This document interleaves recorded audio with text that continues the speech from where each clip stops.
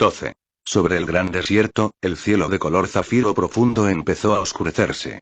Casimir McFoster se encontraba solo sobre una de las largas dunas con forma de ola de arena gris, observando las estrellas que salían. Para él se había convertido en un ritual, se quedaba mirando aquellas chispas plateadas y esperaba a que la poderosa constelación de Aquiles surgiera resplandeciendo del crepúsculo de terciopelo dorado. Cuando encontraba la forma del antiguo guerrero, con su reluciente ojo rojo, trazaba el torbellino de su capa por la Vía Láctea. Y allí, en el disperso borde inferior había un brillo que nunca estaba seguro de si era real o imaginario. La estrella de la Tierra. Estará allí, sobre una tierra fresca, rica y verde, mirando este mismo vacío. A 600 años de distancia. Pero todavía te veo, mi glorioso ángel. Concédeme la victoria en esta incursión, aunque nunca creyeras en nuestra causa. En la mente de Casimir, el hermoso rostro de Justine estaba ensombrecido por la tristeza al comprender la tarea que esperaba a su amante esa noche. Escoge tu propio camino, mi amor, le había susurrado en la oscuridad y en la densa calidez de su tienda aislada en el bosque. Unos dedos más ligeros que la brisa lo acariciaban así y después de aquel otro modo. Sus carcajadas encantadas llenaron la tienda cuando el muchacho se retorció en un delirio inerme bajo sus sensuales artes. Sé un hombre, sé tú mismo, no la herramienta de otros. Prométemelo. El placer que aquella diosa le concedió lo hizo llorar de forma abierta, y jurar por las generaciones de McFoster todavía no nacidas que sería fiel a sí mismo y a sus propios pensamientos. Y sin embargo, a pesar de toda su preocupación, Justine no entendía la realidad de ese planeta. Al igual que todos los que habían llegado de otro planeta, consideraba al aviador estelar un mito local más. El monstruo del lago Ness de tierra lejana. ¿Me perdonas? Le preguntó a las estrellas. Hago esto por ti, para que puedas disfrutar de tu mundo y de la maravillosa vida que tienes allí. Un diminuto riachuelo de arena se desplazó bajo él y emitió el más leve de los sonidos. Casimir sonrió con suavidad y siguió contemplando los cielos. El calor del desierto carecía de cualquier insinuación de humedad. Rodeado por todas partes por la cordillera de Saul, allí el aire jamás se movía, ni siquiera los jirones de unos cirros traspasaban el baluarte de los picos. Un clima estático que absorbía la humedad de la piel expuesta y de cada aliento. Allí no crecían muchas plantas, algunos cactus nativos que parecían piedras y con frecuencia eran más duros. Ni siquiera los barsoomianos podían llevar vida y plantas a un lugar sin agua. Pero a pesar de toda su dura naturaleza, era su hogar, el lugar del universo en el que Casimir se sentía más seguro. Si fuera el aviador estelar, ahora serías mío, le susurró una voz muy contenta al oído. Y si el aviador estelar fueras tú, Bruce, ahora mismo estarías muerto, dijo Casimir. Empujó la hoja del cuchillo un poco para que la punta tocara el estómago del otro joven. Bruce McFoster se echó a reír, aliviado, y rodeó a su amigo con un brazo. Me tenías preocupado, Kaz, creí que te estabas ablandando. Preocúpate por ti. Casimir apartó el cuchillo y lo volvió a meter en la vaina que llevaba en un costado de la escarcela. Parecías una manada de T-Rex subiendo por la ladera. El instituto entero te oirá llegar. Me oirán desde la otra vida. Ya verás el golpe que les infligimos mañana por la noche. ¿Has oído que el ataque de Ansun dañó la nave estelar humana? Me lo dijo Scott. Scott. Esa vieja. Está aquí. No puedo creer que los ancianos lo vayan a dejar participar en la incursión. Bruce dejó caer un hombro y rodeó a Casimir cojeando. Acuérdate de lo que te digo. Ceceó. Este aviador estelar derramará tu sangre y destrozará tu cuerpo solo para divertirse. Jamás ha existido un monstruo tan malvado en el universo. Lo sé.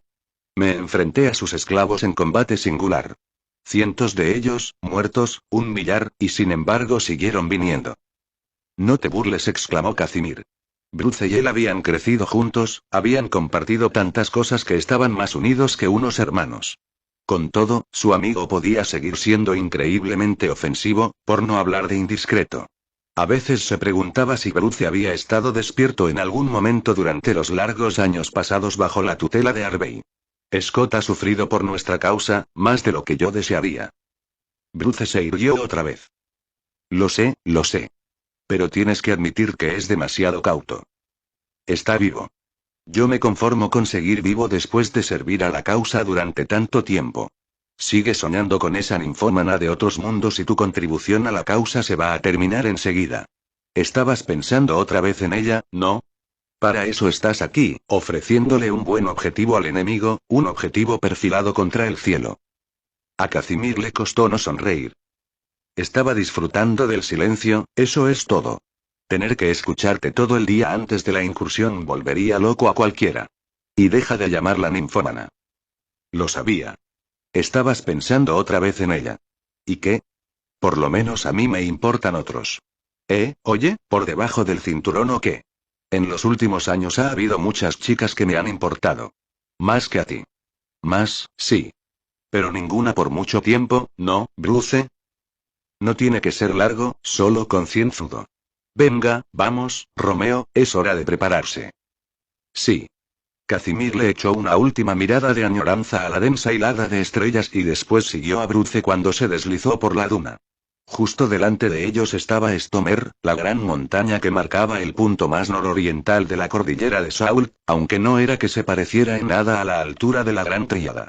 A ese lado surgía del desierto sin vegetación alguna, la roca gris azulada se fundía directamente con los escasos límites de las nieves perpetuas que se veían unos miles de metros más arriba. ¿Te ha servido? Preguntó Bruce, serio por una vez. O tan serio como podía serlo él. Habían llegado a la amplia cresta de arenisca desmoronada en la que había un túnel que llevaba al fuerte Roca D del clan. ¿Me ha servido qué? ¿Pensar en ella? Un poco. Sí. Sé que lo que estamos defendiendo merece la pena. Casimir agachó la cabeza para meterse por lo que parecía un alero profundo. El túnel estaba debajo, oculto del cielo y apenas lo bastante amplio para una persona. El joven encogió los hombros y se abrió camino rozando los muros. Lo que antes había sido una arenisca granulosa era ahora lisa como el mármol tras el paso de tantos cuerpos a lo largo de las décadas. El túnel giraba 2 veces, dibujando una S pronunciada. A 30 metros de la entrada se abría a la primera de las amplias cámaras que formaban el fuerte Roca D. La guardia que se erguía orgullosa con su falda escocesa de los McMixon, de color lavanda y mandarina, estudió el rostro de Casimir y después le permitió pasar. Si los soldados del instituto encontraran en algún momento aquel túnel, cualquier guardia sería capaz de contenerlos casi sin ayuda de nadie cuando se fueran deslizando por la estrecha ranura uno por uno. Habían pegado unas bandas de polifotones al techo con resina epoxídica, con largas sartas de cable eléctrico negro extendidas entre ellas. Su luz despiadada, del mismo espectro que la del sol, grababa profundas sombras en la arrugada arenisca a medida que los dos jóvenes se iban adentrando en el fuerte. Debía de ser un fenómeno en la cama, dijo Bruce con aparente simpatía. Quiero decir, los dos solo estuvisteis juntos, ¿cuánto fue? ¿Un par de días? ¿Y sigues llorando por ella? A veces casi pienso que ojalá la hubieras conocido. ¿Casi? Si la hubieras visto, si la hubieras conocido, entenderías que esto no es uno de esos encaprichamientos fáciles que tienes tú. Y me hubiera gustado que mis dos mejores amigos se conocieran. Ay, bueno, gracias, Kaz. Pero le agradezco a los cielos que no la conocieras porque eres una auténtica vergüenza y estoy seguro de que ella no querría tener nada que ver con alguien que te conociera. Bruce se abalanzó sobre él. Casimir lo esquivó riéndose y echó a correr. Los dos entraron como una tromba en la cámara principal del fuerte, todavía burlándose e insultándose a gritos el uno al otro. Varias cabezas se giraron para ver lo que estaba pasando. Algunos fruncieron el ceño ante la ligereza de los jóvenes en un momento como aquel. Otros esbozaron una sonrisa tolerante, los que tenían una edad parecida. La mayoría se limitaron a volver a sus serias tareas. Casimir y Bruce se pusieron serios, frenaron un poco y saludaron con un gesto cortés a sus compañeros de clan. La rocosa caverna se había tallado más o menos en forma de un estadio de fútbol, lo habían hecho los torrentes de agua desaparecidos mucho tiempo atrás de ese lado de las montañas. En otro tiempo se habían fundido allí dos rápidos canales que habían girado en un torbellino interminable al chocar antes de precipitarse hacia las tierras bajas del noreste. Además de la cámara principal, las oleadas de agua habían erosionado una multitud de pasadizos y cuevas más pequeñas, tributarias que se habían dividido y cambiado cuando la geología se hizo cargo del trabajo de la presión del agua. Roca D era una de las comunidades de guardianes más grandes y un refugio formidable y seguro. Todavía se podía encontrar agua potable en las cuevas inferiores, agua que se filtraba de las montañas que protegían el desierto que tenían encima. En el manto inferior de la Tierra se habían hundido cables sólidos de intercambio de calor que les proporcionaban energía para iluminarse y cocinar, junto con la tarea más importante de suministrarle electricidad a la fábrica de armas. Todo lo que había que llevar era comida y eso se lo suministraban las granjas y pastos que el clan Kratz tenía repartidos por toda la cordillera de Sault. Casimir sintió una oleada de orgullo ante lo que vio en la gran cámara. Ojalá hubiera podido enseñárselo a Justine, su ángel habría creído entonces en el objetivo de los guardianes. Más de 80 guerreros se afanaban en el suelo de la cámara, convertidos en uno de los grupos de ataque más grandes que los guardianes del ser habían reunido en varios años. Claro que, como todo el mundo sabía, los acontecimientos se estaban precipitando con la construcción de la nave estelar humana. Los planes que tanto tiempo llevaba preparando el aviador estelar estaban madurando a toda prisa, llevando el desastre y la muerte a la Federación desde la única dirección hacia la que no miraba ninguna autoridad. Todos los clanes habían contribuido a la incursión. Los McFoster, por supuesto, habían proporcionado una docena de guerreros jóvenes que estaban comprobando sus mochilas y equipo. Habían guardado las faldas de color esmeralda y cobre y esa noche llevaban las faldas de caza, de color azul marino y ébano, para ayudarlos a pasar desapercibidos en la oscuridad. Los Mknowat también eran sobre todo guerreros, con sus tartanes grises y marrones. Uno de los grupos estaba muy ocupado evaluando la armadura que llevaba uno de sus capitanes. El traje óseo azul inundaba el aire que lo rodeaba con una calima naranja y nebulosa, como si se encontrara en el interior de una ameba fantasmal. El resplandor crujía y se intensificaba cada vez que ejercían presión con un penetrador de prueba. Con cada aplicación se iba ajustando poco a poco el emisor del campo de fuerza hasta que la emanación no fue más que un leve contorno, como una aureola que podría poseer cualquier santo del Antiguo Testamento. Unos ajustes más sutiles invirtieron el resplandor y envolvieron al capitán en una capa de sombras que absorbía la luz. Los Mkona eran el tercer clan que se concentraba en la ética militar, sus chicos y chicas nómadas se sometían a las mismas lecciones, entrenamiento y pruebas que había pasado Casimir. Sabía que podía confiar en todos ellos tanto como en Bruce. Todos eran completamente leales a la causa y estaban dispuestos a entregar sus vidas por liberar a la humanidad. El escuadrón que habían enviado vestía las faldas nocturnas azules y bermejas, junto con chaquetas de viaje de cuero oscuro. De los cinturones, en lugar de la escarcela, les colgaba una pistolera con una pistola de iones y una vaina con un cuchillo de hoja armónica. Los Mixon, que se encargaban del mantenimiento del Rocade y otros fuertes de los campos que rodeaban al instituto, estaban atendiendo a los Carlomagnos, los caballos de guerra que montarían todos durante el ataque. Estas bestias transgénicas medían 21 palmos y tenían unas patas que parecían unos troncos pequeños. No tenían crines ni cola y su grueso pelaje de cuero era más duro que la piel de un rinoceronte y de un color parecido, un gris pizarra apagado. Un pequeño cuerno de unicornio les salía de la cabeza, coronado con unas hojas de titanio amalgamado por carbono salidas de la fragua de roca de... Cualquier ser humano desprotegido al que sorprendiera una de esas hojas quedaría partido en dos e incluso la armadura de campo de fuerza había cedido en alguna ocasión bajo la inercia de una carga a toda velocidad. Entre los duros bordes de la armadura de hueso que protegía el cuello y el bajo vientre de los animales se habían colocado unos gruesos pernos de hierro.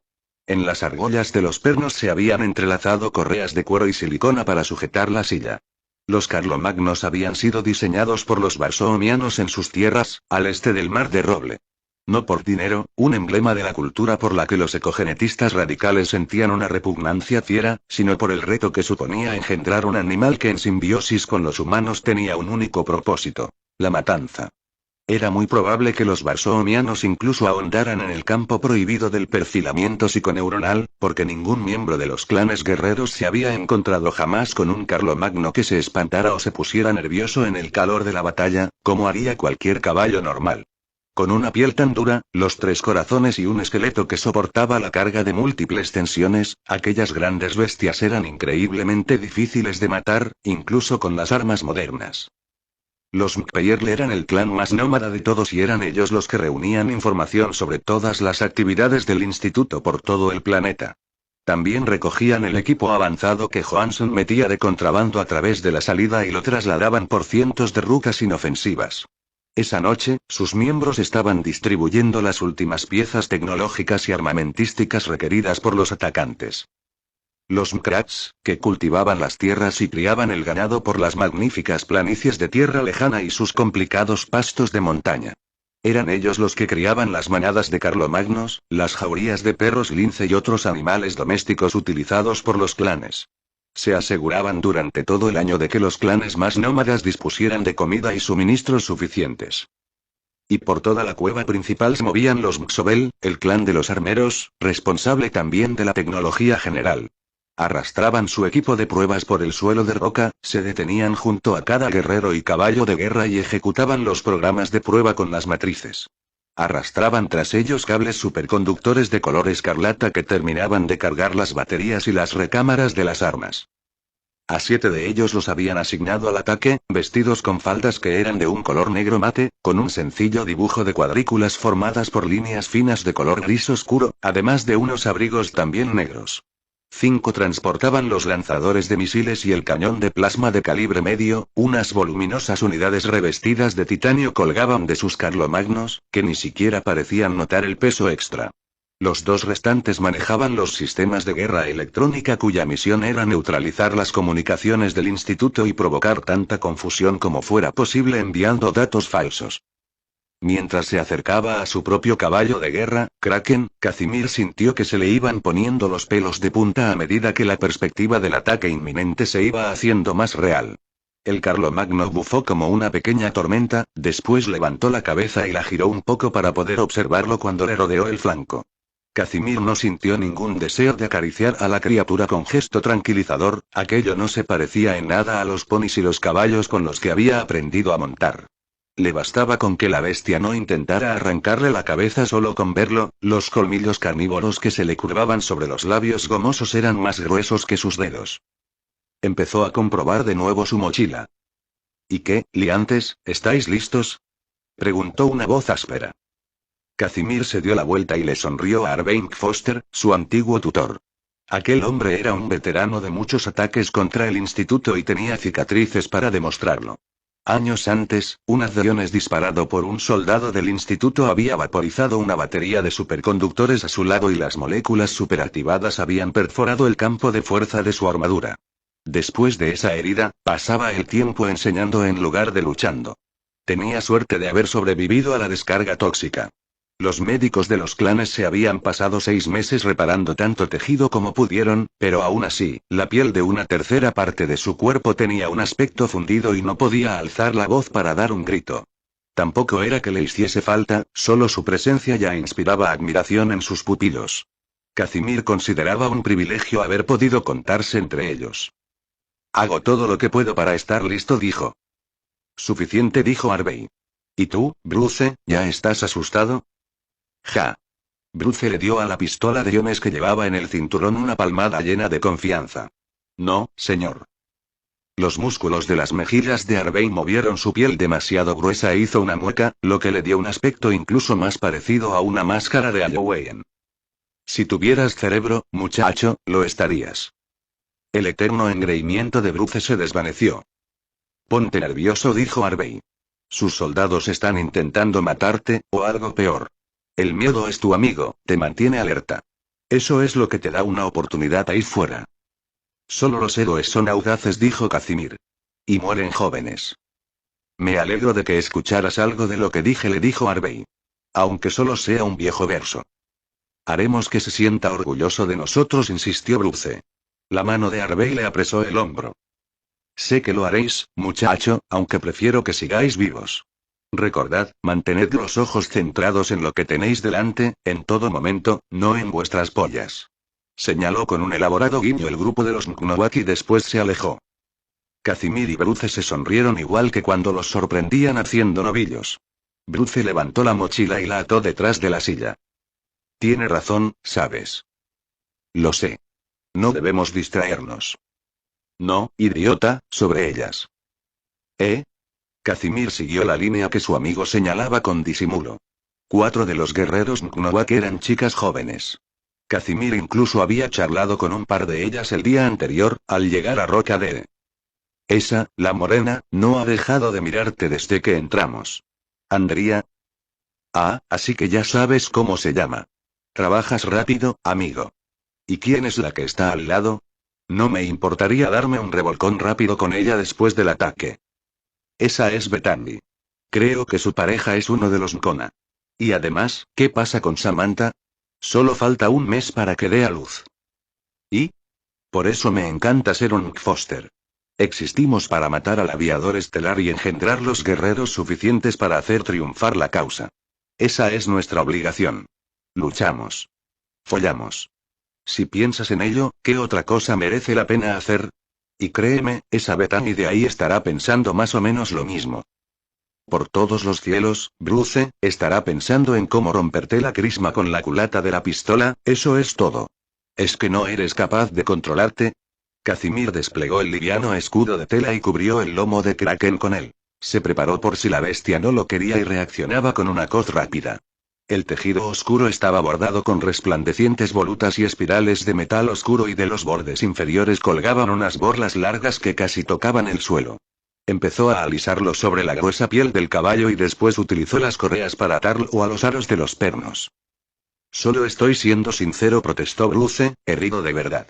Y lo sabes. Este ataque va a poner a todas las guerreras increíblemente cachondas.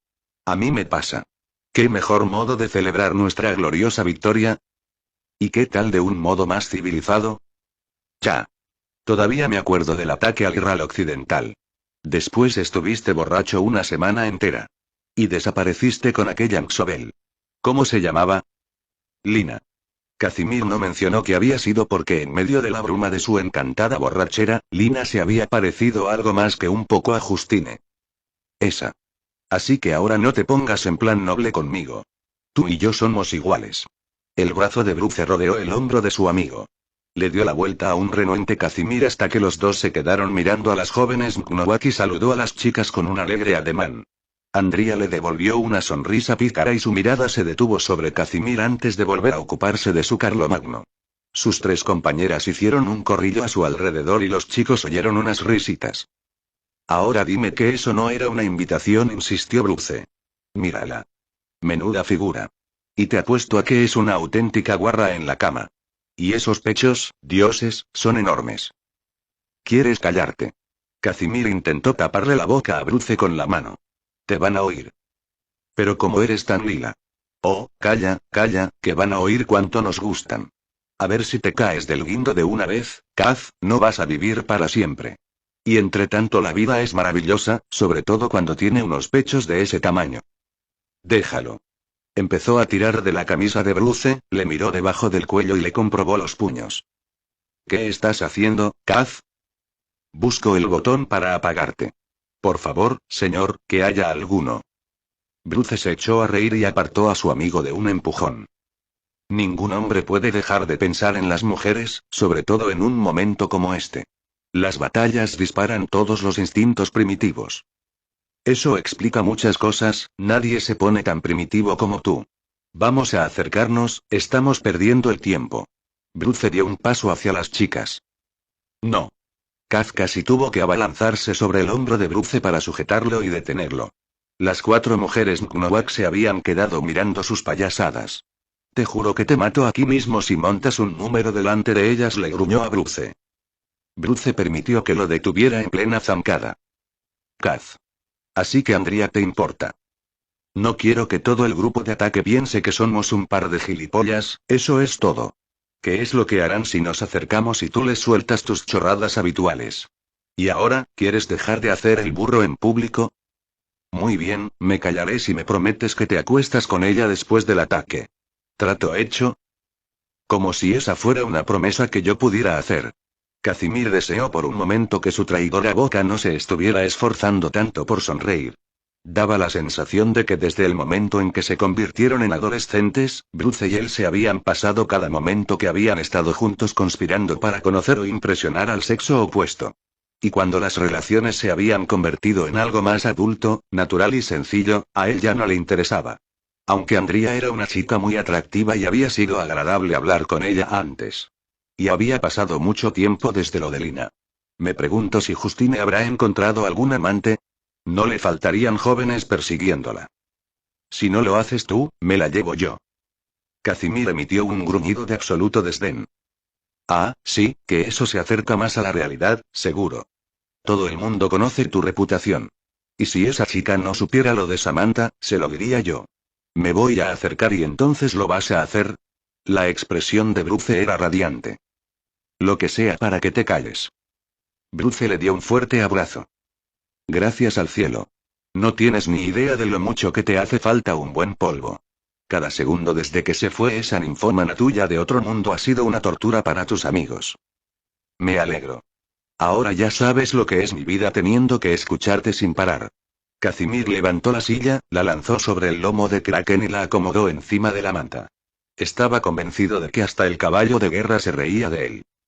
El grupo de ataque dejó Rocade una hora después de la caída del sol, 80 guerreros de los diferentes clanes surgiendo por hendiduras ocultas en medio del desierto de las estribaciones de Stomer. Al principio iban guiando los caballos de guerra a pie para negociar los pasos complicados y las escarpadas laderas de las dunas. Antes de medianoche ya habían llegado todos al lado sur de la montaña y montaron para comenzar el descenso hacia las tierras bajas. Entre la arena granulosa comenzaban a aparecer pequeñas matas de hierba seca y áspera del color de la paja. A medida que los suaves pliegues de la tierra empezaban a profundizarse para convertirse en los diferentes valles, también se iba volviendo más verde y empezaba a extenderse por varios trozos que no tardaron en unirse para convertirse en una única alfombra. Tras bajar tanto y de cara al este, los envolvió un viento frío y sintieron por primera vez un deje de humedad en la piel expuesta. El aire se fue calentando deprisa a medida que iban bajando, aunque cabalgaban durante las horas más profundas de la noche. Solo estaban a unos grados al sur del Ecuador. Un fino cinturón de brezos gigantes formaba la frontera superior del bosque que cubría la mitad inferior de las laderas orientales de Stomer. Con las primeras luces del día ya se encontraban a salvo, escondidos por los lozanos árboles y moviéndose en pequeños grupos por una miríada de pistas ocultas. Disfrutaron de un largo descanso a mediodía e intentaron dormir lo mejor que pudieron mientras la lluvia cálida y fuerte tamborileaba sobre el amplio dosel de hojas que tenían encima. Una comida rápida y fría al comienzo de la tarde y de nuevo se pusieron en camino. Cuando la luz comenzó a desaparecer del cielo azul zafiro, ya habían llegado al borde del bosque, donde la tierra caía en una escarpada serranía de guijarros y hierba. Los capitanes de cada escuadrón enviaron exploradores que se arrastraron hasta el borde de la serranía para comprobar el punto de la emboscada. Varios de ellos eran Xobel, que localizaron y neutralizaron los sensores remotos que había instalado el instituto en la carretera que había más abajo. Tierra Lejana solo tenía una carretera importante. La autopista 1, que llegaba al sur desde Ciudad Armstrong y cruzaba el Ecuador, por donde serpenteaba a lo largo del lado occidental de las grandes estepas Eril hasta adentrarse al fin en el valle donde el Marie Celeste había hecho el aterrizaje de emergencia y donde se había construido el instituto para estudiarlo. La carretera era la única ruta de suministros que había entre la salida del agujero de gusano, la ciudad y el instituto. Una franja de 2 carriles de hormigón amalgamado por enzimas que había extruido el único par de constructores oruga de carreteras que se había exportado a Tierra Lejana. Los habían llevado para ese trabajo concreto, aunque una vez que habían terminado la larga ruta que unía el norte con el sur, se las habían arreglado para seguir funcionando el tiempo suficiente para tender unas cuantas carreteras más pequeñas que unían Ciudad Armstrong con los pueblos más grandes del norte. Pero una vez que se estropearon del todo, nunca se importaron piezas de repuesto para arreglarlos. Desde su posición en la cima de la serranía, los exploradores de los clanes podían ver la cinta gris piedra de la carretera que se curvaba alrededor de la colina que marcaba la entrada al valle del arca alienígena. Ya había caído la tarde y la densa envoltura de vegetación que cubría las tierras bajas seguía humeando un poco. El aire transmitía el más apagado de los sonidos mecánicos, despertando ecos y saliendo del valle que albergaba al instituto. Ya hacía más de un año que los exploradores informaban sobre el incremento de las actividades que rodeaban el inmenso casco de metal. La noticia había sido recibida por los clanes como una señal de mal agüero, su sincronización con los trabajos en la nave estelar humana era demasiado clara como para pasarla por alto. Pero en ese momento, desde la atalaya de la serranía, no había señal de actividad alguna. No había nadie utilizando la carretera. Los exploradores se pusieron cómodos y esperaron, la información que tenían sobre el convoy era fiable, solo era cuestión de tiempo. Por lo general, había un convoy de suministros que llevaba cada par de semanas alimentos y equipamiento al instituto. Se tardaba al menos una semana en cubrir la ruta que separaba el instituto de la ciudad, a menudo más, dependiendo del estado de la carretera y del nivel de sabotaje infligido por los guardianes. Cada convoy iba protegido por soldados que contrataba el instituto y que autorizaba el gobernador del planeta. Los guardianes llevaban vigilando ese convoy desde que había dejado Ciudad Armstrong. Había 20 camiones grandes que arrastraban los contenedores de carga cilíndricos que habían llegado por la salida del agujero de gusano durante la última quincena. Todos eran Forza AVF-44. 16 ruedas, doble eje, diésel y conducción manual. Hasta las matrices más sofisticadas tendrían problemas para enfrentarse a las superficies en mal estado de tierra lejana y la ausencia de sistemas de posicionamiento por satélite. El instituto los había elegido para su flota de transportes porque estaban diseñados para el terreno duro y no requerían mucho mantenimiento. Los acompañaban 8 Land Rover Cruiser, un vehículo muy utilizado por la Policía de la Federación y las fuerzas paramilitares que trabajaban en zonas remotas. Su carrocería de color negro mate era lo bastante contundente como para clasificarlo como un ladrillo móvil. En carretera se desplazaban sobre 6 ruedas con una suspensión baja e independiente que podía extenderse y alargarse para llevarlos por los terrenos más accidentados. El resto del convoy estaba compuesto por un enorme camión cisterna y un par de grúas de reparaciones. Cuando llegaron al último trozo de carretera antes de entrar en el valle del instituto ya había anochecido. Los exploradores vieron los faros resplandeciendo en la noche que anunciaban su presencia a varios kilómetros de distancia por aquel escarpado terreno. Un par de cruisers iban delante, sus conductores aceleraron con impaciencia al ver la corona sódica anaranjada del pueblecito del instituto que coronaba la colina. El cielo oscuro quedó partido por 3 rachas cegadoras de plasma cuando los Mxobel abrieron fuego desde la cima de la sierra. 2 de los disparos alcanzaron al primer camión y lo reventaron. La inercia hizo que el bulto casi desintegrado continuara adelante mientras los contenedores de carga escupían grandes llamaradas. Después de un par de segundos, los restos ardientes volcaron y fueron resbalando hasta detenerse y bloquear la carretera. El tercer disparo de plasma golpeó el camión cisterna lleno de combustible. La explosión fue tremenda, la bola de fuego que estalló se hinchó en cuestión de segundos hasta alcanzar un diámetro de más de 30 metros que iluminó el convoy entero con un matiz chillón y amenazante. Los camiones que tenía justo delante y detrás quedaron envueltos por completo y las detonaciones subsiguientes se añadieron a la devastación. En todos los vehículos del convoy apretaron los frenos de emergencia cuando empezó el ataque, las ruedas se bloquearon y chirriaron mientras dejaban inmensas cicatrices de goma negra por el hormigón amalgamado por enzimas. Varios de ellos estuvieron a punto de colear cuando sus sistemas automáticos lucharon por estabilizar la secuencia de frenado. Después destellaron otros 3 disparos de plasma.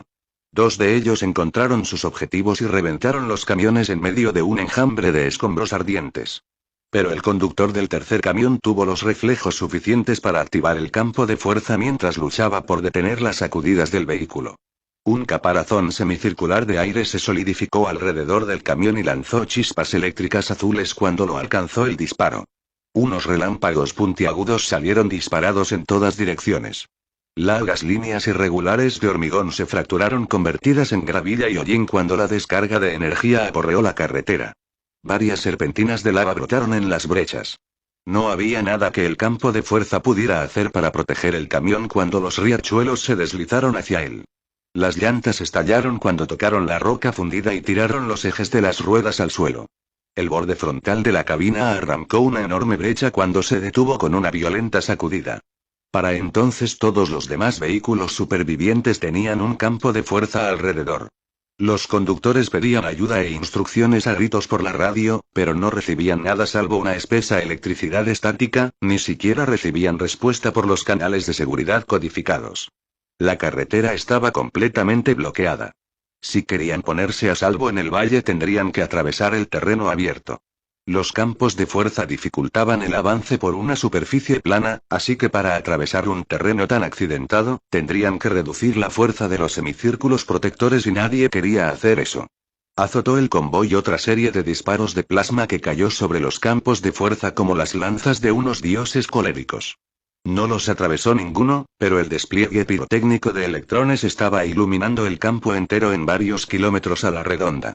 Mientras esperaban en sus cabinas, con los motores en marcha y rezando para que llegaran los refuerzos, los conductores observaron horrorizados que la estroboscópica incandescencia revelaba una horda oscura de jinetes que se precipitaban por la sierra hacia la carretera. Casimir se había colocado unas lentes activas en los ojos mucho antes de que los exploradores informaran del acercamiento del convoy. La visión que le proporcionaban le daba al mundo un matiz esmeralda pálido que al mismo tiempo permanecía claro y firme a medida que caía el sol. Junto con el resto de los carlomagnos, se apartó de la cima de la sierra para que el enemigo no advirtiera su presencia. Fue entonces cuando los Mxobel dispararon el cañón de plasma. Las lentes de Casimir se negaron a dejar pasar tanta luz, así que el joven vio los disparos como líneas rosadas que se encendían y apagaban, como la imagen que dejaba en su retina el sol del mediodía. Esa era la señal para avanzar. Con el sonido de la explosión de los camiones reverberando a su alrededor, azuzó a Kraken hasta la cresta de la sierra. Una rápida mirada de soslayo le confirmó que Bruce seguía a su lado, riéndose como un demonio a medida que los inmensos caballos de guerra iban acelerando. Y en un momento habían salvado la colina y, a sus pies, el panorama entero los deslumbró con un brillo de color jade. La bola de fuego del camión cisterna iba ascendiendo hacia el cielo, cada vez más pequeña.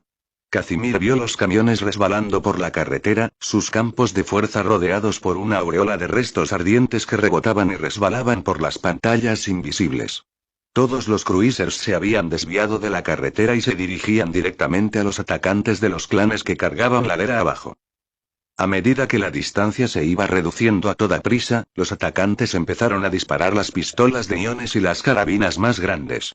Los campos de fuerza que protegían a los cruisers soltaban chispas de color amarillo cromo, pero ninguno de los disparos los atravesó. El estruendo de los cascos era tan alto como el aullido de las llamas que estallaban en el destrozado camión cisterna y el crujido de las armas de energía. En la parte delantera de los cruisers se abrieron armas cinéticas de fuego rápido. Altas salpicaduras de tierra rociaron el terreno alrededor de Kraken. Uno de los proyectiles alcanzó a Casimir. Su campo de fuerza resonó como una campana sepulcral y lo dejó completamente sordo. Varias oleadas vibrantes de energía bajaron en cadena por el campo oscuro que lo confinaba y después cruzaron en tropel las volutas bordadas en el escudo del caballo de guerra, pintando el metal de un blanco reluciente antes de conectar con tierra a través de las borlas. Unas chispas azules y violetas saltaron alrededor de los cascos de Kraken cuando continuaron cargando. El aire se llenó del sabor fuerte y picante del metal ardiendo. Alrededor de Casimir, los atacantes de los clanes dejaban un reguero de fuegos de San Telmo al estrellarse los proyectiles contra ellos, cometas humanos que pasaban como rayos entre las tinieblas. Los caballos de guerra chillaban cuando los disparos les desgarraban la carne y caían al suelo sangrando por enormes heridas abiertas. Una escuadrilla de misiles remontó el vuelo sobre ellos.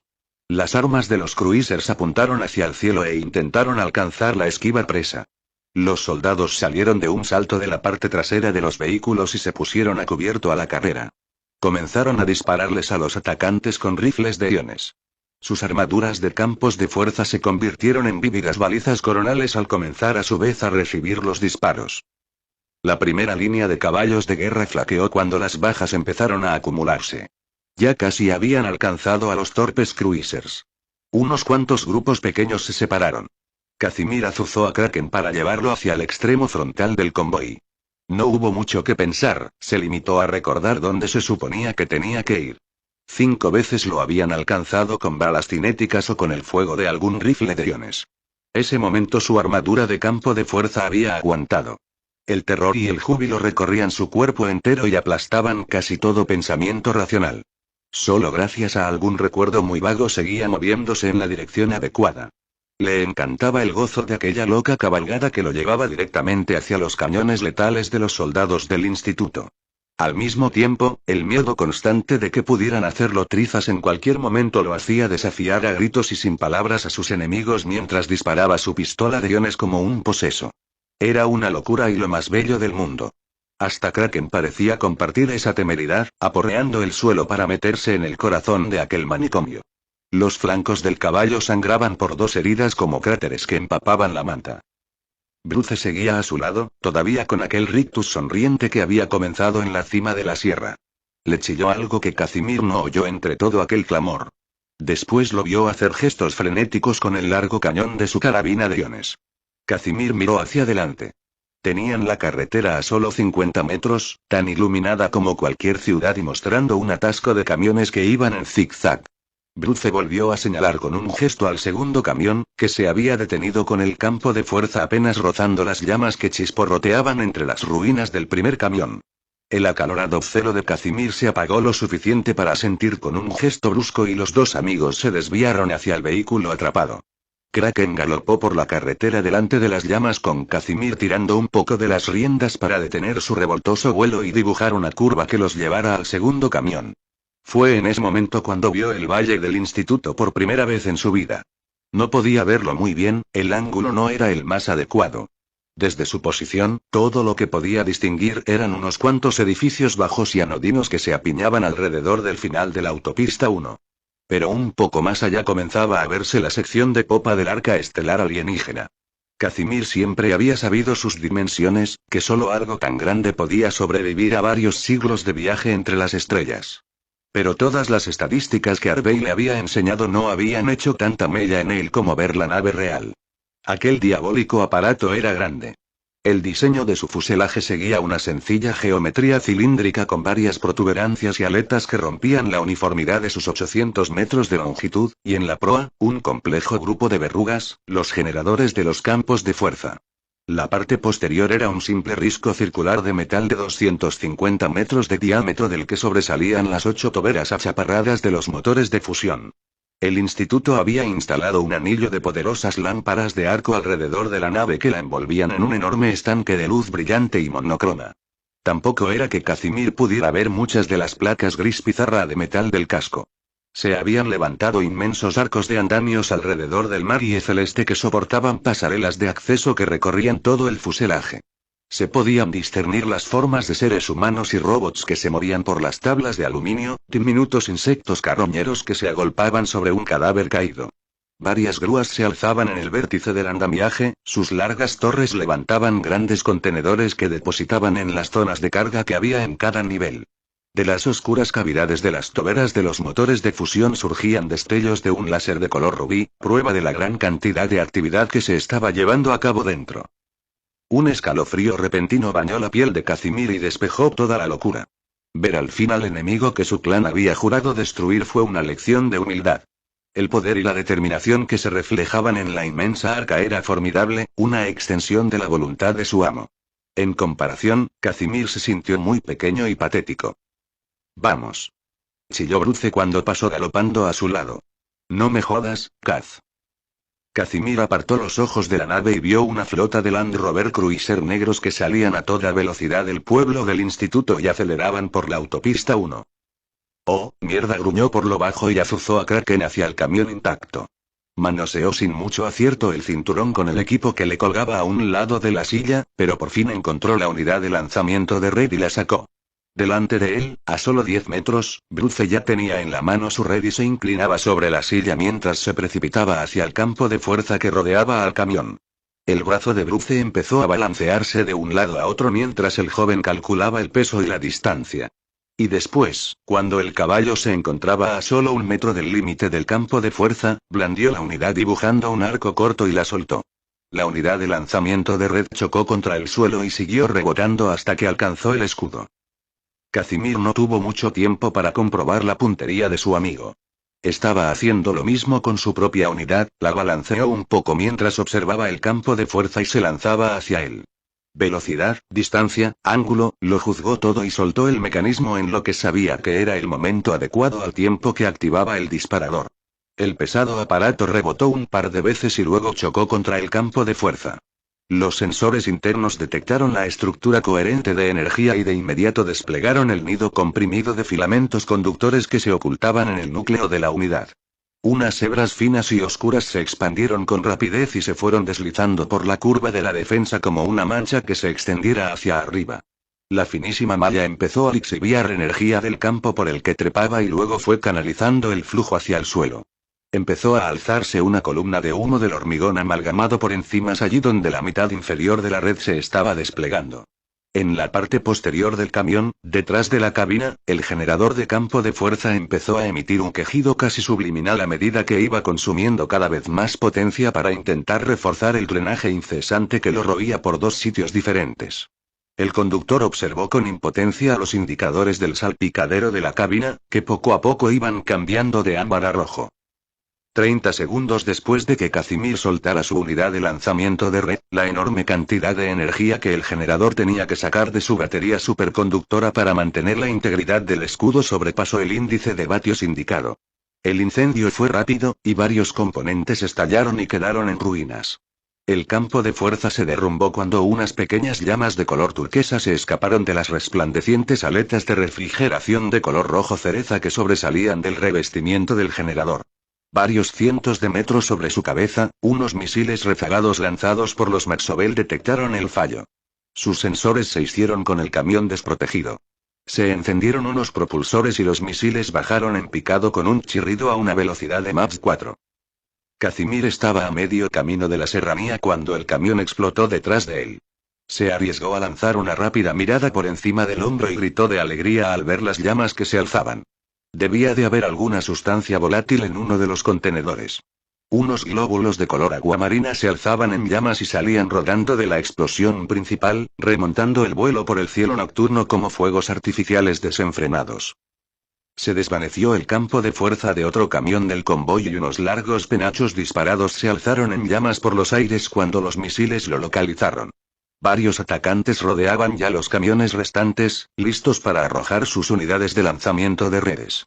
Entre la carretera y la sierra, el tiroteo entre los soldados del instituto y el resto de los jinetes atacantes era intenso. Las armas de fuego rápido de los cruisers estaban provocando grandes bajas entre los carlomagnos. Los jinetes respondían con disparos de las carabinas de iones que dirigían contra los vehículos, convirtiendo sus campos de fuerza protectores en hirvientes burbujas de luz. Casimir tiró un poco de las riendas para apartar a Kraken de los cruisers inmóviles. Según el plan, todo lo que tenía que hacer era volver a la cima de la sierra y desde allí dirigirse al punto de encuentro. No se había dado cuenta de lo cerca que habían llegado los refuerzos del instituto hasta que las armas de fuego rápido del primero de los Land Rovers abrieron fuego. Al lado de Kraken se abrió un trozo de suelo que levantó una cortina irregular de tierra y vegetación. La gran bestia rugió por el susto y se apartó con una sacudida brusca. Casimir se aferró al caballo con todas sus fuerzas. Bruce se había adelantado un poco y permanecía agachado sobre la silla. 10 metros más allá, aparecieron de la nada más absoluta 3 soldados del instituto que abrieron fuego con los rifles de iones.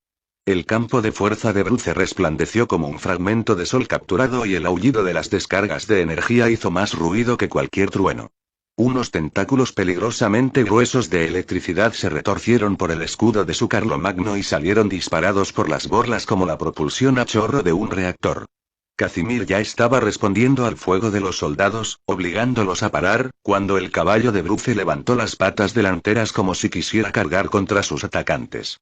Varios proyectiles cinéticos del arma de fuego rápido de un cruiser se hundieron en su panza y destrozaron piel, órganos y huesos en medio de una nube de vapor carmesí. El tiempo y la gravedad desaparecieron durante un segundo permitiendo que el poderoso caballo de guerra permaneciera equilibrado sobre las patas traseras. Después se fue derrumbando poco a poco. Casimir aulló un no. Cuando vio que Bruce se caía de la silla y supo por instinto la forma que tomaría la caída. Bruce chocó contra el suelo el primero y el fuego de los rifles de iones lo golpeó con fuerza, forzando su armadura al límite de la sobrecarga. El caballo se derrumbó sobre él y el impulso lo hizo rodar. Casimir se quedó inmóvil, contemplando horrorizado la escena, el inmenso cadáver iba envolviendo cada vez más a su amigo. Bruce, de hecho, consiguió levantar un brazo, como si quisiera abrirse camino hasta con las uñas, pero luego el nimbo del campo de fuerza parpadeó y murió. El caballo de guerra terminó de rodar y aplastó al pequeño e indefenso ser humano bajo una avalancha de carne humeante y pavorosa. Siguieron explotando camiones a medida que los misiles chocaban contra ellos.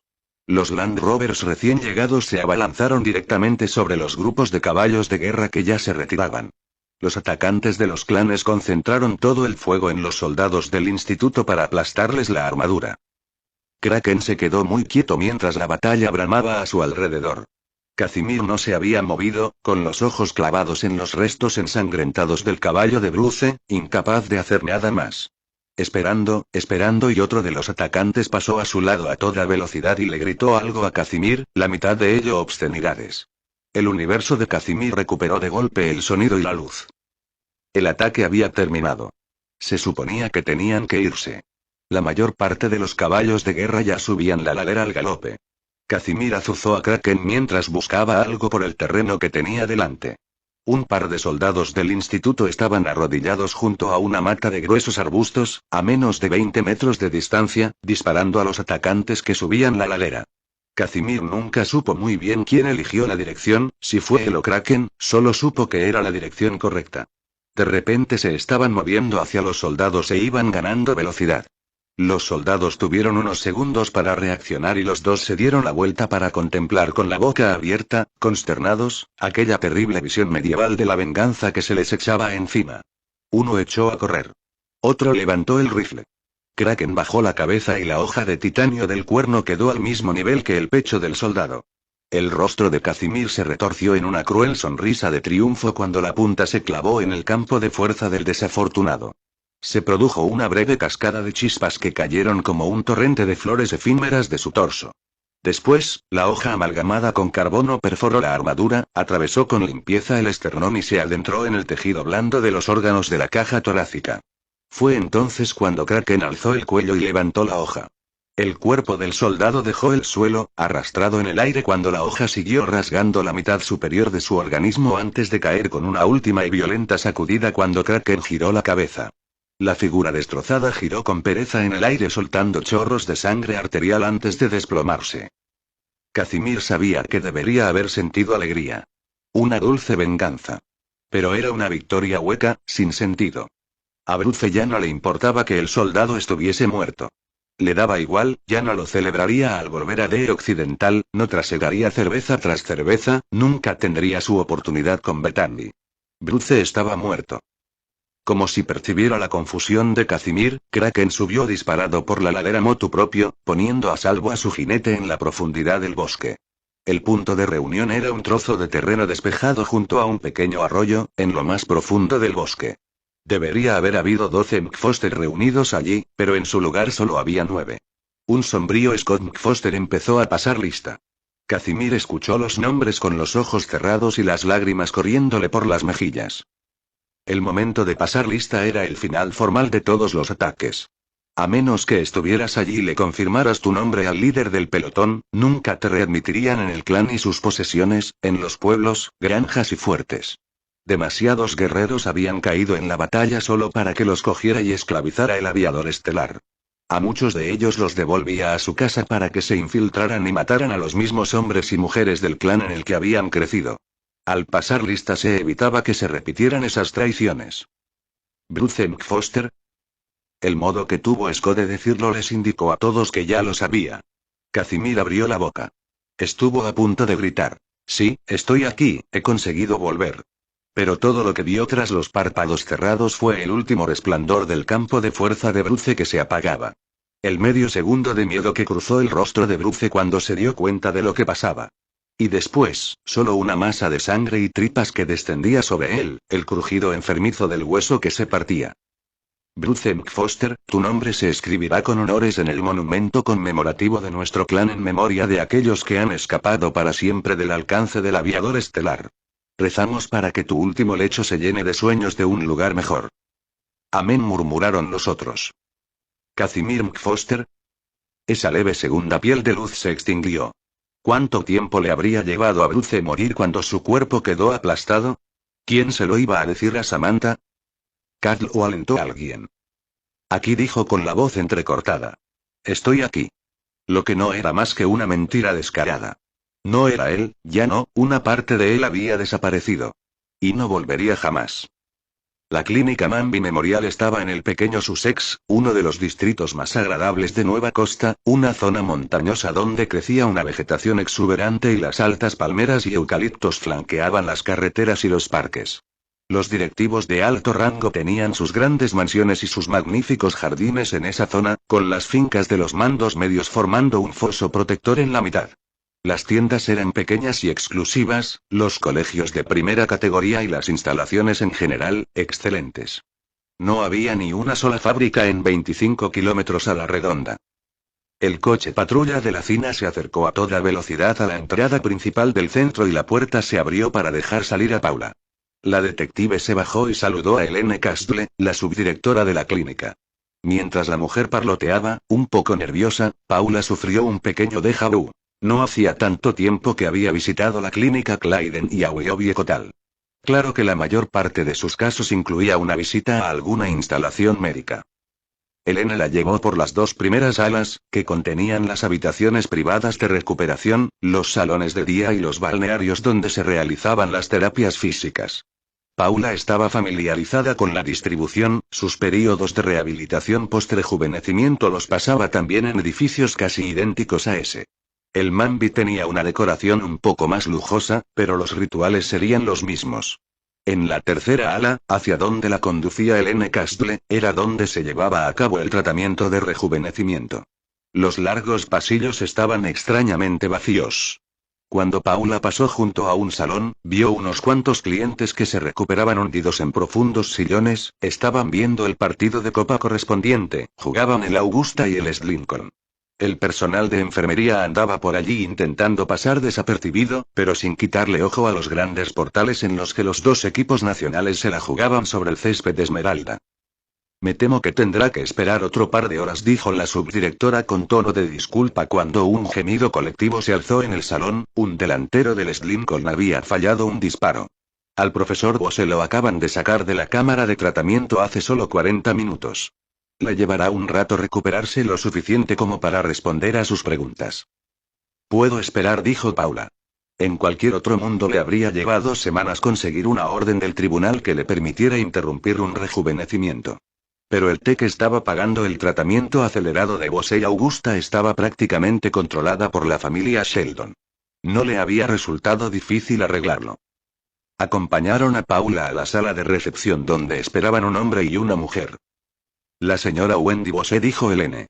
Y profesor Truten, dijo el hombre tendiéndole la mano. Era un hombre a punto de abandonar la madurez y vestido con uno de esos trajes que Paula supuso que habían pasado de moda varios siglos antes. El tejido era de tuid marrón, con solapas muy pequeñas. A juzgar por lo estrecho que le quedaba en los hombros, el profesor debía de haberlo comprado hacía bastante. Hace tiempo que quiero conocerla, investigadora jefe, dijo. Es una pena que tenga que ser en estas circunstancias.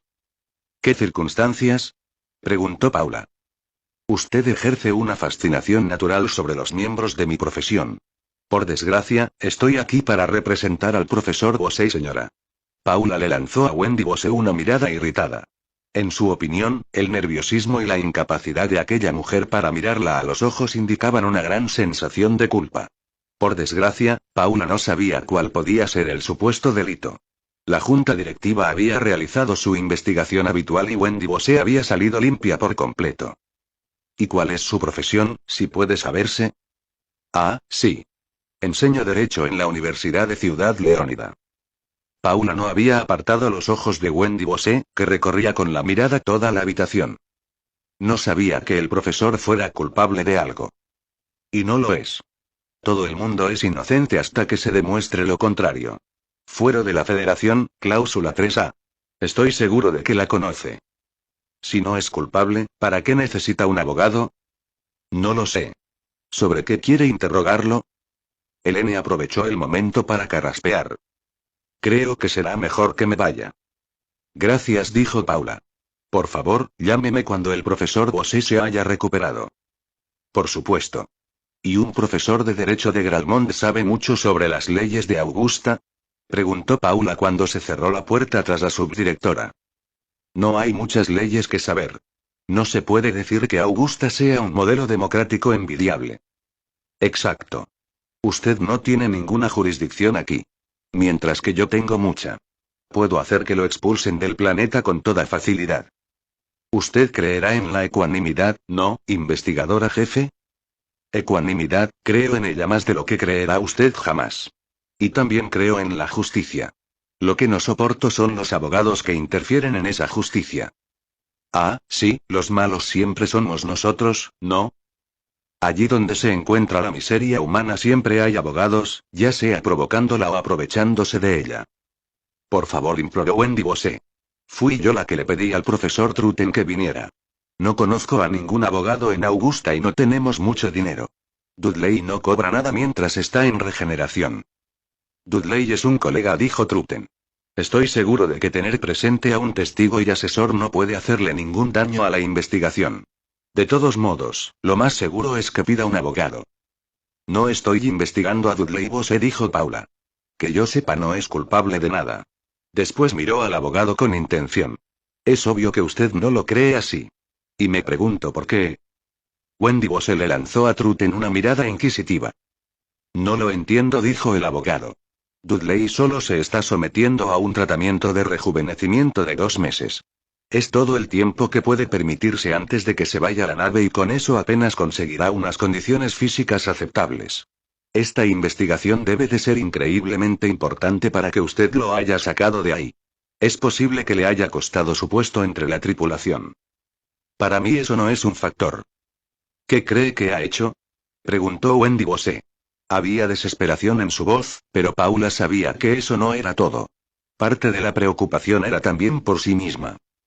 Muy bien, pero esta investigación es confidencial. No pueden comentarla con nadie sin mi permiso expreso. Conozco los fundamentos de la ley. La voz de Truten se fue apagando bajo la mirada de Paula. Creemos que el ataque contra el Segunda Oportunidad lo cometió un grupo llamado los Guardianes del Ser. Son un oscuro grupo político paramilitar cuya base está en tierra lejana y que cree que la Federación está sometida a la manipulación política de un alienígena. He oído hablar de ellos, dijo Truten. Por desgracia, mi mayordomo electrónico ha dejado pasar sus escopetazos varias veces por los filtros. Para que ese grupo viera una amenaza en el Segunda Oportunidad, dijo Paula, tendrían que establecer un vínculo entre su construcción y su supuesto enemigo alienígena. Lo que estoy intentando hacer es descubrir ese vínculo, o al menos su creencia en la existencia de un vínculo. Dado que toda la misión comenzó gracias al descubrimiento del profesor Bose, él era el lugar más lógico para empezar. No creo que eso justifique que lo saquen de su tratamiento. Y no era así, dijo Paula. Ese tipo de análisis de datos es un procedimiento de correlación habitual para la IR de la junta directiva. Pero apareció una coincidencia muy poco corriente y quiero preguntarle por ella al profesor. Eso es todo. ¿Cuál era la coincidencia? La cuenta que tiene la Sociedad Cox de Educación en el Banco Denman de Manhattan fue objeto de un intento de pirateo de datos hace algún tiempo, antes del ataque. La sociedad es uno de los patrocinadores del Departamento de Astronomía de su marido. Es obvio que los guardianes creían que la sociedad estaba metiendo dinero en el proyecto de observación del Pardison en nombre del alienígena. Suponemos que estaban intentando encontrar las pruebas en los archivos financieros de la sociedad. No consiguieron acceder a los expedientes de seguridad, el programa inteligente del banco consiguió bloquearlos. En ese momento no se le dio importancia, el banco es objeto de muchos ataques parecidos, pero el troyano que utilizaron los piratas para intentar colarse estaba basado en los códigos del profesor Bose. La investigadora observó con interés que la cara de Wendy Bose perdía color y que la mujer estiraba la mano para buscar el apoyo de Truten. ¿Hay algo que le gustaría contarme? Truten asintió con aire alentador y le apretó un poco más la mano a Wendy Bose. Quizá hubiera cierto grado de afecto en ese gesto, decidió Paula. Me dijo que le dijera una cosa, dijo Wendy Bose. En ese momento no lo entendí. ¿Su marido? No, el periodista. Dijo que le dijera de su parte que dejara de concentrarse en los detalles, que es la imagen de conjunto lo que cuenta. ¿Un periodista le dijo eso? Sí. Que se lo dijera a Paula cuando la viera, eso es lo que dijo. Yo no conozco a ninguna Paula y estábamos hablando sobre los patrocinadores del Departamento de Astronomía. Me estaba entrevistando. ¿Cuándo fue eso? Hace meses. Creo que fue cuando a mi marido le dieron la cátedra. Hubo una fiesta después, con un montón de gente. La mayor parte de los medios de comunicación querían hablar con nosotros. ¿Ese periodista me llamó por mi nombre? ¿A mí? Sí. No me cabe la menor duda. ¿Cómo se llamaba? Creo que era Brad. Bradley, articuló Paula sin ruido. La sorpresa le produjo un escalofrío. Por primera vez en su vida supo lo que se sentía en el otro lado. Cuando te arrebatan toda la confianza. ¿Conoce usted a ese caballero? Preguntó Truten con suavidad. Paula hizo caso omiso de la ligera ironía de su tono. Necesitaré una descripción de ese tal Brad. ¿Había algún otro periodista grabando la fiesta? Es muy probable. Sí. Y hay otra cosa. ¿Qué? Nos fuimos pronto de la fiesta. Alguien había entrado en nuestra casa. Quienquiera que fuese copió toda la memoria de la matriz de nuestra casa. La mujer se animó un poco. Allí estarían los códigos de acceso de Dudley a la cuenta que tiene la Sociedad Cox de Educación en el banco, ¿no? Sí, dijo Paula en voz baja. Así que Dudley es inocente, ¿verdad? Puede ir con la nave. Yo no voy a impedírselo. Paula tampoco dijo nada sobre el modo que tuvieron de abrazarse la leal esposa y el colega que había acudido a apoyarlos.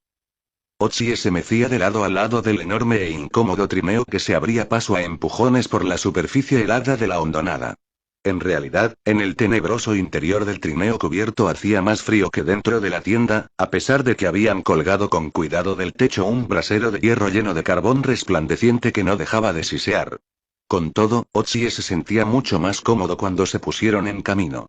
Orión también se había animado de forma considerable durante el trayecto, iba sentado en el largo banco envuelto en el saco de dormir, como si fuera un edredón.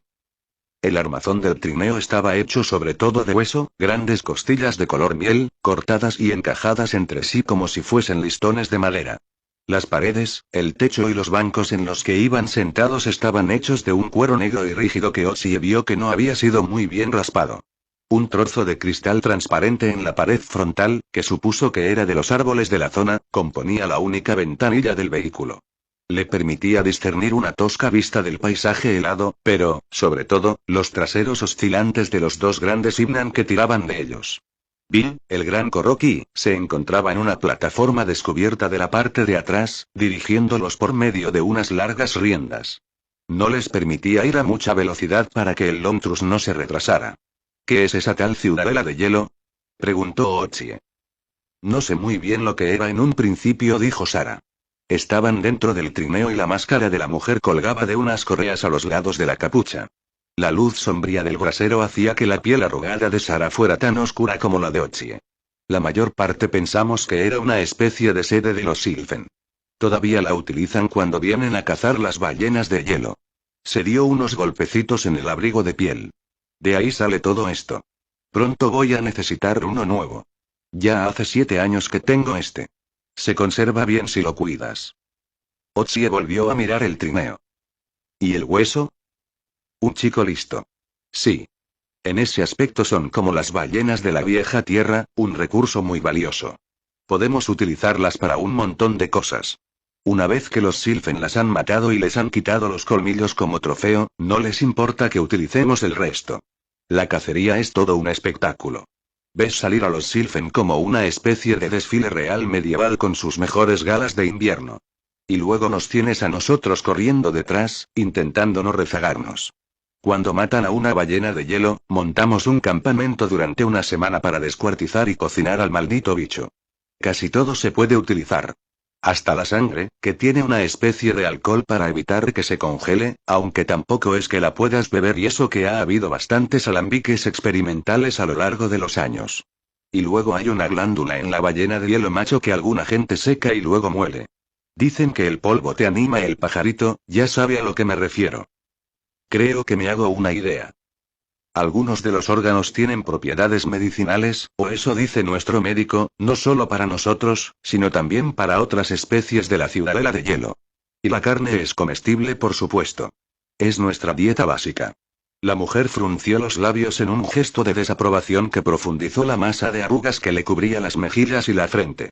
No tiene ni idea de lo aburrida que puede hacerse la carne de ballena de hielo. ¿Y vais a caballo, vosotros dos? Hasta hace unos 2 días, sí. Filete de caballo. Eso sí que es alta cocina.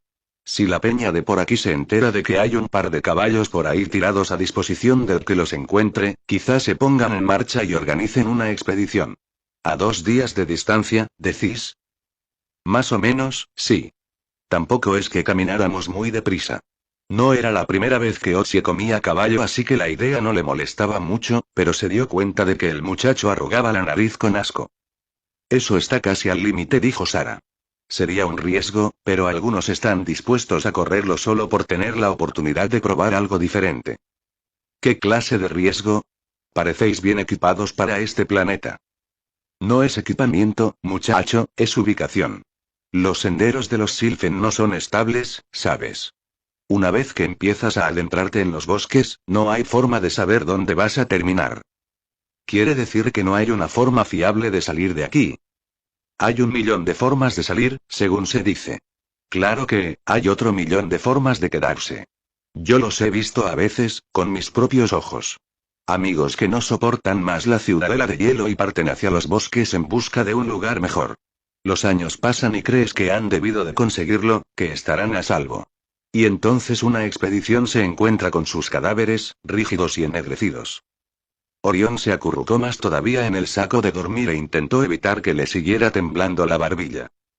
Otsie miró a la mujer con intención, pero esta no pareció darse por aludida. Si hay una forma de entrar, hay una forma de salir, dijo. Pues claro que la hay. Lo que estoy diciendo es que aquí nadie la conoce. El que se va para siempre nunca vuelve. Por lo menos yo no he visto que regresara nadie. ¿Cuánto tiempo llevas tú aquí? Preguntó Orión. No estoy segura. Algunos de los sitios que he visitado quizá no estuvieran en el mismo tiempo que otros. Eran diferentes. No me preguntes cómo. Solo te das cuenta cuando te vas. Cuando intentas recordar, cada momento que pasaste allí es como un sueño. Y luego están los senderos, el tiempo también fluye por ellos. Probablemente ya os habréis dado cuenta, un clima se funde con el siguiente con mucha suavidad, para hacer eso tienen que combinar las estaciones. ¿Pero cuánto tiempo? Insistió Orión. La anciana sonrió y mostró unos dientes del color del cobre. Digámoslo así, me fui de la Tierra en el 2009. Orión ahogó un grito de sorpresa. Venga ya. Pues sí. Estaba de vacaciones en la Toscana. Todavía me gustaba hacer cosas así, asear por el campo, visitar los pueblos, probar la comida. Había bastantes zonas que los constructores todavía no habían conseguido destrozar, así que merecía la pena. Un día hice la mochila y me fui a recorrer el bosque. Y eso fue todo. Llevó por estos mundos desde entonces. En realidad nunca quise volver. Es decir, ¿y qué sentido tiene? Interesante, dijo Otsie. Era fascinante saber que los senderos Sylphen llevaban a la Tierra en aquellos tiempos, pero por alguna razón no le sorprendió. Según eso tendría unos 400 años. Por aquel entonces no había rejuvenecimientos en la Tierra, ni siquiera en Europa. Jamás me he sometido a un rejuvenecimiento. Ya se lo he dicho, el tiempo pasa de forma diferente en los senderos. Pero acaba de decir que ya no recorre los senderos. Pero estoy aquí y me encuentro con los Sylphen casi todos los años. La mujer se encogió de hombros. Esto no es algo que se pueda racionalizar y ordenar, Otsie. Todo lo que hay aquí, pasa, sin más. No intente razonar lo que experimente. Está bien. Por favor. Dijo Orión. ¿Sabes si mi madre y mi padre están aquí? ¿Cómo se llaman? Maurice y Catania. Oh, lo siento, Orión, aquí no hay nadie con esos nombres. Y tampoco recuerdo que pasara por aquí ninguna pareja. El muchacho bajó la cabeza. No todos los senderos que salen de Silvergalde llegan aquí, ¿sabes? Continuó la anciana. Podrían estar en cualquier parte. En alguna bonita isla tropical, quizá. Sí, bueno, vale. Sarah miró a Otsie, que se encogió de hombros como si quisiera decir, a mí no me mires. La ciudadela de hielo fue creciendo poco a poco delante de ellos. A Otsie le costaba ver con claridad por la ventanilla mugrienta y cubierta de hielo, pero la forma básica piramidal no tardó en hacerse patente. Desde la base a la punta había unos 70 metros. Pero no era fácil ver con aquel fondo árido de color hueso. Todas las superficies se habían cubierto de cristal, grandes trozos de los árboles de cuarzo que habían colocado en forma de hexágonos. Los habían apiñado para formar un panal perfecto y no ofrecían pista alguna sobre el material que se ocultaba debajo. Una columna cilíndrica lisa se alzaba en el centro de cada hexágono, coronada por una piedra con varias facetas que se hinchaba de una forma casi orgánica. Otsie frunció el ceño al ver el ensamblaje e intentó comprender su propósito.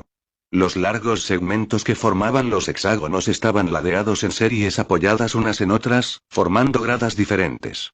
Unas chispitas prismáticas de luz se reflejaban en las superficies lisas. Era como y espejos, murmuró para sí. Espejos cóncavos y bastante toscos que concentraban la luz del sol en el tallo central. Pero quizá no tan toscos, decidió, había que ser un auténtico artesano para calcular bien los ángulos. La parte superior de la pirámide era un pequeño pináculo redondeado. Mientras Ochie miraba, brotó el haz de luz verde y barrió todo el terreno. Se puede ver desde el otro lado del cráter, dijo Sara. Han sido muchas las noches que me ha guiado hasta casa.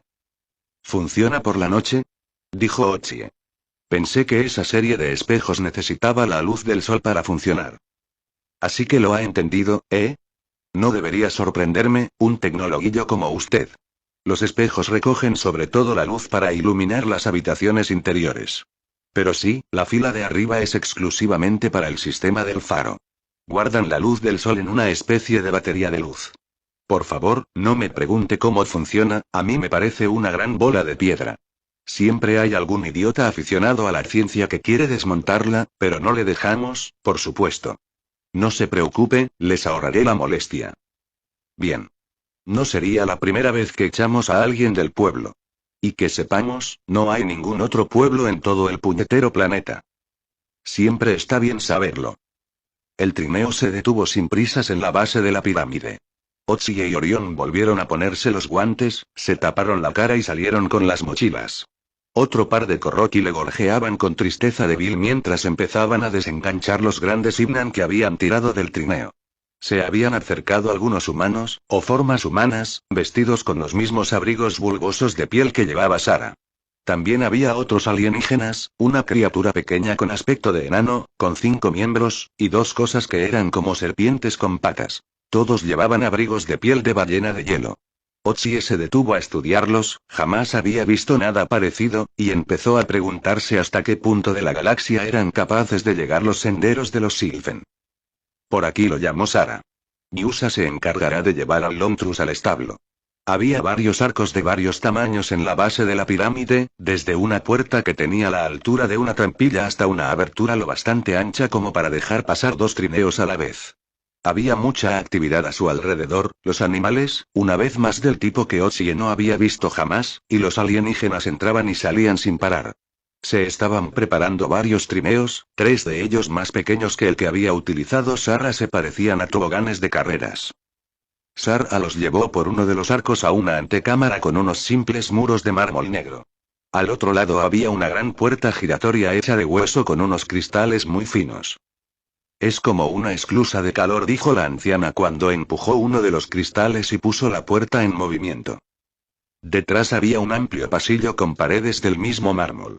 En el techo había incrustados largos paneles de cuarzo y la luz rosada del sol entraba a raudales por ellos. Ochie se puso debajo de uno y entrecerró los ojos bajo la luz deslumbradora, pero no había nada que ver. Iluminan todo este sitio, dijo Sara. Es como una red básica de grandes conductos de cristal que bajan desde los espejos que hay en la pirámide. Es el mismo principio de nuestro cable de fibra óptico, pero en grande, los conductos son mucho más grandes, miden 1 metro. El pasillo se inclinaba un poco y después se abría hacia unas amplias escaleras que dibujaban una curva hasta perderse de vista. Los 3 humanos empezaron a bajar. La curva era en realidad una amplia escalera de caracol. Ochie perdió la noción de todas las vueltas que dio, de lo mucho que se estaban adentrando en la pirámide. El fondo estaba lejos.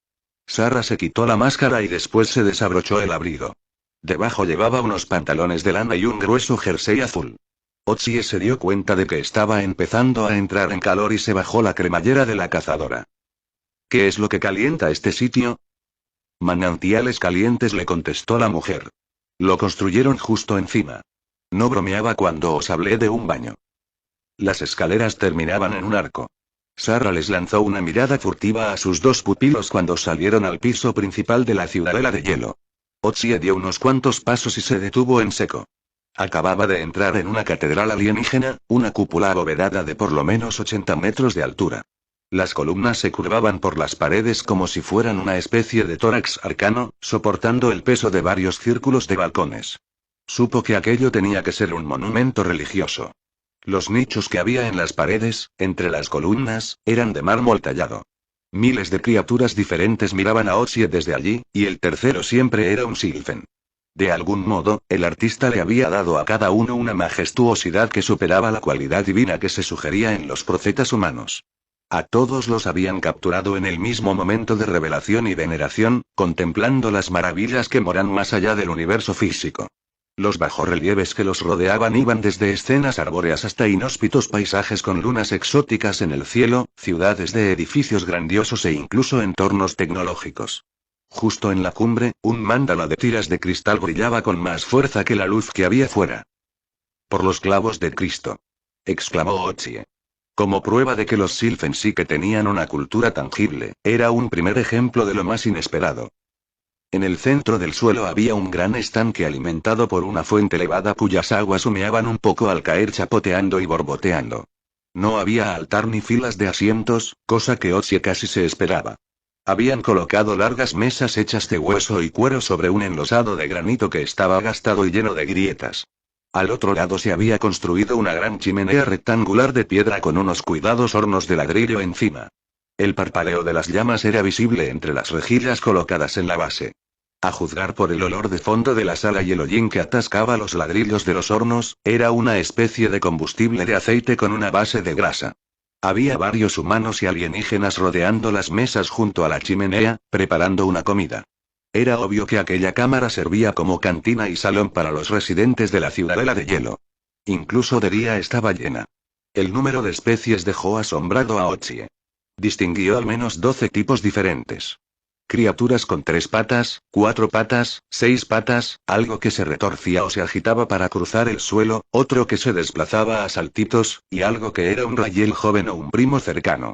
Grandes y pequeños, tenían la piel de muchos tonos diferentes, con escamas, pelo, espinas y membranas oleosas que lucían todos los colores del arco iris.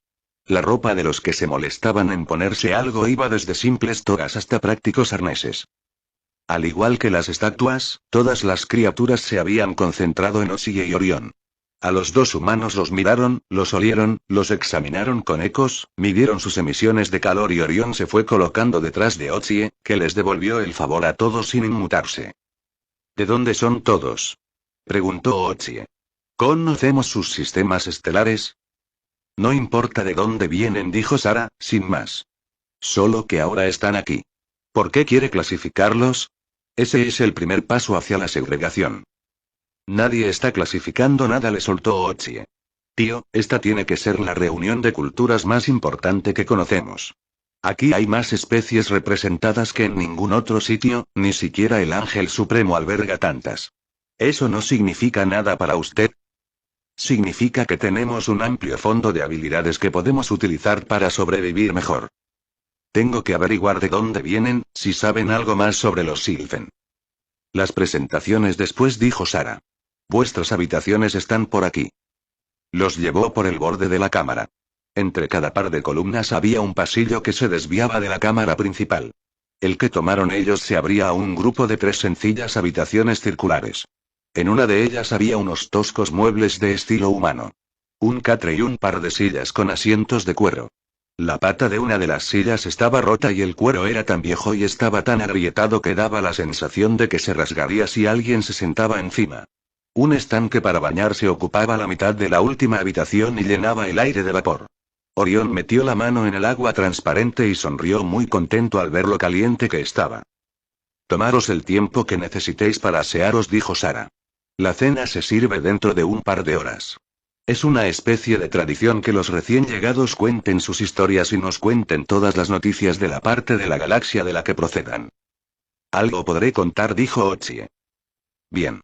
La expresión de la anciana era inquieta. No intentaréis salir corriendo a buscar otro sendero, ¿verdad? Perdemos a mucha gente por eso. Tomaos al menos un tiempo para aprender cómo funcionan las cosas por aquí. Claro. No soy idiota. Pero nos iremos en cuanto podamos. Buena suerte. Había una docena de banquetes, bailes y galas la noche antes de la partida. Solo contaba una, por supuesto, la que celebraba la presidenta de la Cámara de Ansun, y a la que iba a asistir la vicepresidenta Elaine Doy, Nigel Sheldon con 3 de las esposas actuales que componían su harén, Rafael Columbia, el senador Thompson Burnelli, Brewster Kumar y otra docena de personajes importantes de las clases dirigentes políticas de la Federación. Y a esa, por desgracia, era a la que también tenía que asistir el capitán Wilson Kime. El coche atravesó no menos de 3 controles de seguridad, incluyendo un escáner de profundidad, de camino al Palacio de la Regencia del Gobierno, que le servía a la presidenta de la Cámara de Residencia Oficial en el corazón de Treloar. El sol empezaba a ponerse cuando Ana y él aparcaron delante del inmenso pórtico de piedra. Los recibieron dos sirvientes humanos con largas levitas de brocado dorado. El de más rango hizo una profunda reverencia. Bienvenido, capitán. La presidenta de la Cámara está recibiendo a sus invitados en la sala Livingstone. Por favor, entren directamente. Gracias, respondió Wilson. Cogió a Ana de la mano y subieron juntos los grandes escalones. La joven llevaba puesto un vestido largo de fiesta de color azul océano con unas elaboradas lazadas asimétricas en el collar de oro y perlas que parecían fundirse con sus resplandecientes tatuajes. Ya le habían cortado el pelo muy corto para el viaje, pero el estilista se las había arreglado para entrelazarle unas extensiones temporales salpicadas de platino y hebras fosforescentes de tiziano. Wilson jamás la había visto tan elegante. En el trabajo casi siempre llevaba un mono o un traje de chaqueta, mientras que en el apartamento no solía llevar mucho encima. El efecto la hacía extremadamente deseable, realzado todo ello con un fuerte perfume. Al capitán le apetecía arrancarle el vestido y hacerle el amor con pasión allí mismo, sobre los fríos azulejos del suelo del palacio. La imagen de la joven solo quedaba algo estropeada por el modo que tenía de agarrarse la parte frontal del vestido con la mano libre, tenía que recogerse el borde en los escalones al subir. Maldita arquitectura clásica, murmuró Ana por lo bajo. Cuando llegaron a la cima, un Ferrari Rion negro y brillante aparcó delante de las escaleras emitiendo un ronroneo de potencia apenas controlada. Se alzó la puerta lateral y del interior salió Oscar. Tendría que haberlo adivinado, dijo Wilson. Le envidiaba un poco el coche, era una edición limitada. Claro que, dada su edad y su estatus, ya estaba por encima de esas cosas, pero no pudo evitar preguntarse cómo sería conducir ese Ferrari que tenía un cambio de marchas manual. Desde un punto de vista puramente mecánico, era una máquina magnífica. Oscar los saludó muy contento y subió disparado las escaleras. Después besó a Ana en la mejilla. Estás guapísima esta noche, mi amor. Gracias, sonrió ella. Tú, también. Oscar lucía con galanura un smoking, una elegante chaqueta de un color blanco inmaculado y un corte a la última moda que llevaba con un anticuado clavel rojo en la solapa. Wilson siempre se sentía como si lo hubieran metido en su smoking con calzador, como un muchachuelo el día del baile del instituto. ¿Entramos, niños?, dijo Oscar. Atravesaron las puertas para entrar en el interior de aquella sala demasiado clásica dominada por retratos con marcos dorados y el bronce retorcido y las formas de jade de las esculturas del primer estilo modernista. La presidenta de la Cámara, Hilda Princess Marden, saludó a Wilson con el apretón de manos del buen político, firme y fiable, y besó a Ana sin llegar a entablar contacto.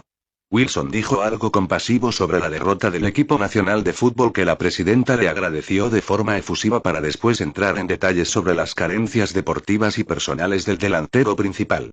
Bien hecho, murmuró Ana cuando se alejaron. Ya solo nos quedan otras 5 horas de charlas insustanciales. Habían plegado las grandes puertas de la terraza de la sala Livingstone para que los invitados pudieran salir al amplio balcón. Habían iluminado el jardín formal del patio del palacio con antorchas encendidas y esferas estelares amarillas y verdes, que colgaban como frutos de los árboles y los arbustos más grandes. Más de 100 invitados vestidos con trajes elegantes de vistosos colores adecuados para aquella cálida noche de verano se arremolinaban a medida que el atardecer dorado desaparecía por el horizonte.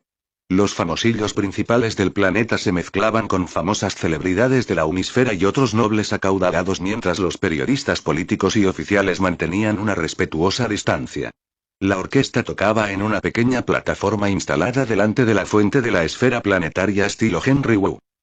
Los tres cogieron unas copas que les ofreció un camarero. Wilson vio a varios miembros más de la tripulación, cada uno en el centro de un corrillo de personas.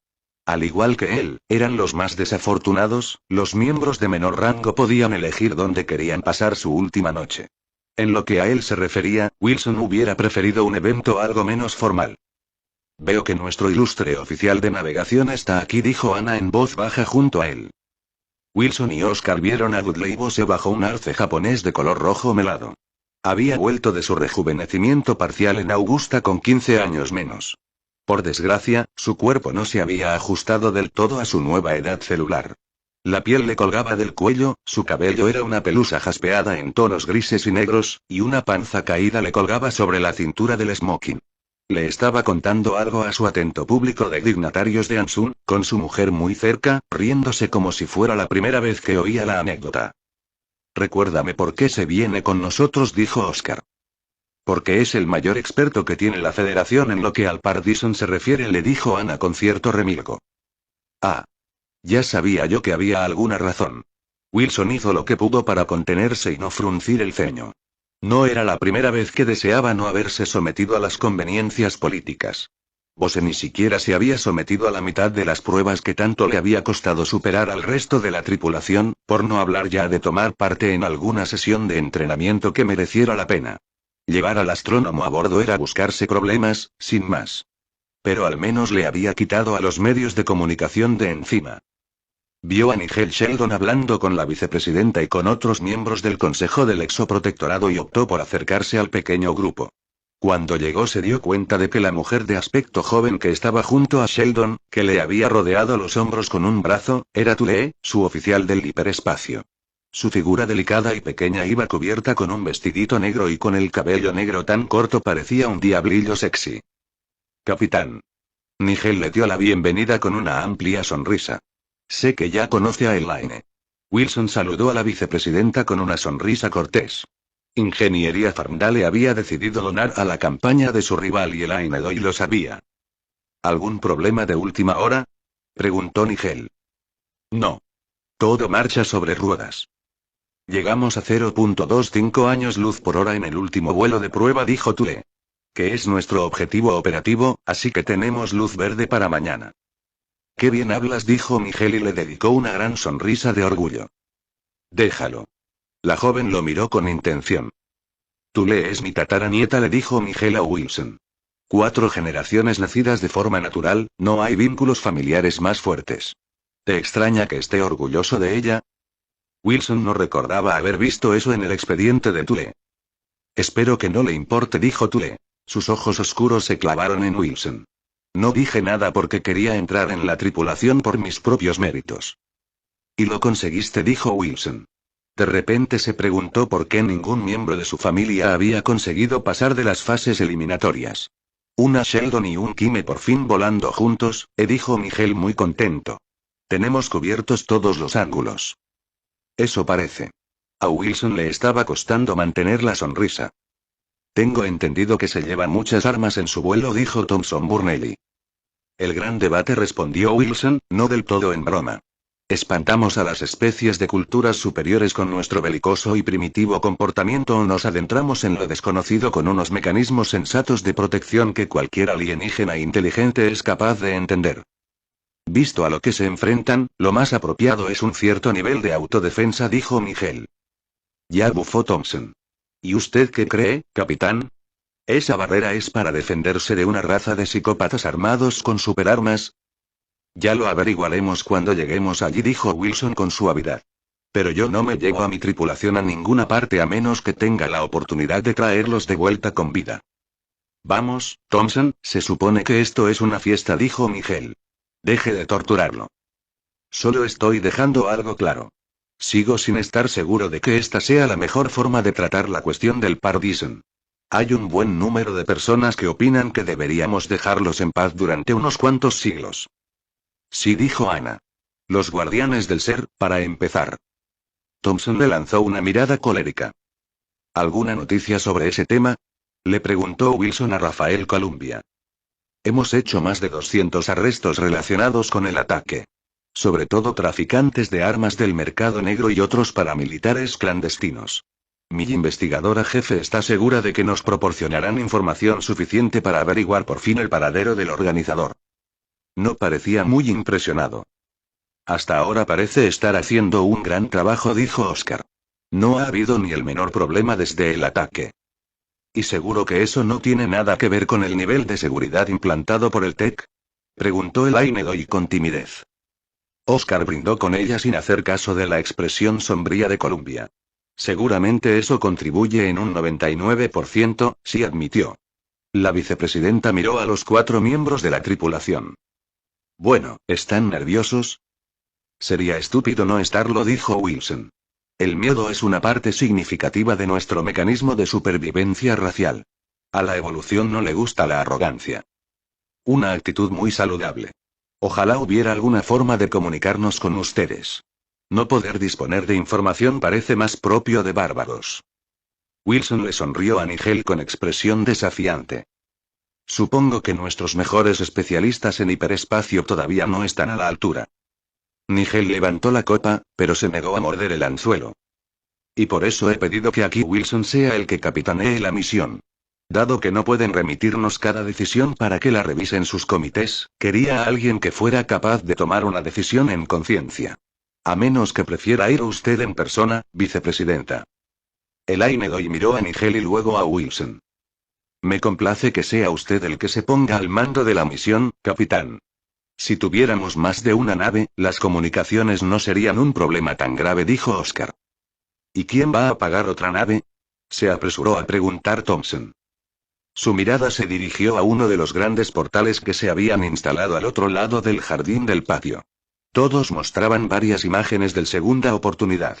La nave estelar estaba amarrada a su plataforma de montaje, aunque el revestimiento exterior de malmetal se había retirado y solo se veía un grueso faldón toroide que rodeaba la salida del agujero de gusano. De todos los andamios de construcción solo quedaba un trípode de torretas, como una garra de aluminio que sujetaba la parte posterior de la nave. La luz del sol se reflejaba en los 400 metros del casco blanco como la nieve de la sección cilíndrica central de la nave, que arrojaba pequeñas sombras grises sobre cada escotilla, tobera, cuadrícula, antena y barandilla que sobresalía sobre el manto protector de espuma. El enorme anillo de soporte vital estaba girando poco a poco a su alrededor, casi desprovisto por completo de ventanas, salvo por unos cuantos rectángulos negros en el borde frontal. Unas lucecitas de colores, unas luces diminutas de navegación, parpadeaban en varios lugares de la superestructura. Aparte de eso, no había ninguna otra actividad visible. La visión de aquella inmensa nave bañó a Wilson en una oleada de consuelo. Algo tan grande, tan sólido, daba una impresión arrolladora de fiabilidad. Cualquier nave que se construyera a continuación saldría más barata, ahora que hemos terminado el diseño, dijo Nigel. El TEC, desde luego, está considerando la formación de una pequeña flota de exploración. ¿Y para qué demonios? Dijo Thompson. Ya tenemos suficiente con esta expedición y ya sabemos que ahí fuera hay algo raro. No hace falta salir a buscar problemas más allá. No se puede decir que esa sea la actitud que nos ha hecho llegar tan lejos en la galaxia, senador. No somos una sociedad pobre, y es gracias a ese impulso de seguir adelante. Deberíamos seguir ampliando nuestras fronteras. Muy bien, dijo Thompson con franqueza. ¿Quiere ampliarlas? Pues páguelas usted. Desde luego no va a contar con mi apoyo para la concesión de más fondos gubernamentales. Mire lo que ocurrió con Tierra Lejana. Invertimos miles de millones en esa empresa y sigue costándole al gobierno cientos de millones al año. ¿Y qué hemos sacado a cambio? Conocimientos, dijo Wilson, sorprendido de encontrarse defendiendo a Tierra Lejana. Más bien pocos, gruñó Thompson. Dígaselo a los Algard. Dominan el campo de la fabricación de campos de fuerza gracias a la tecnología que obtuvieron del Marie Celeste.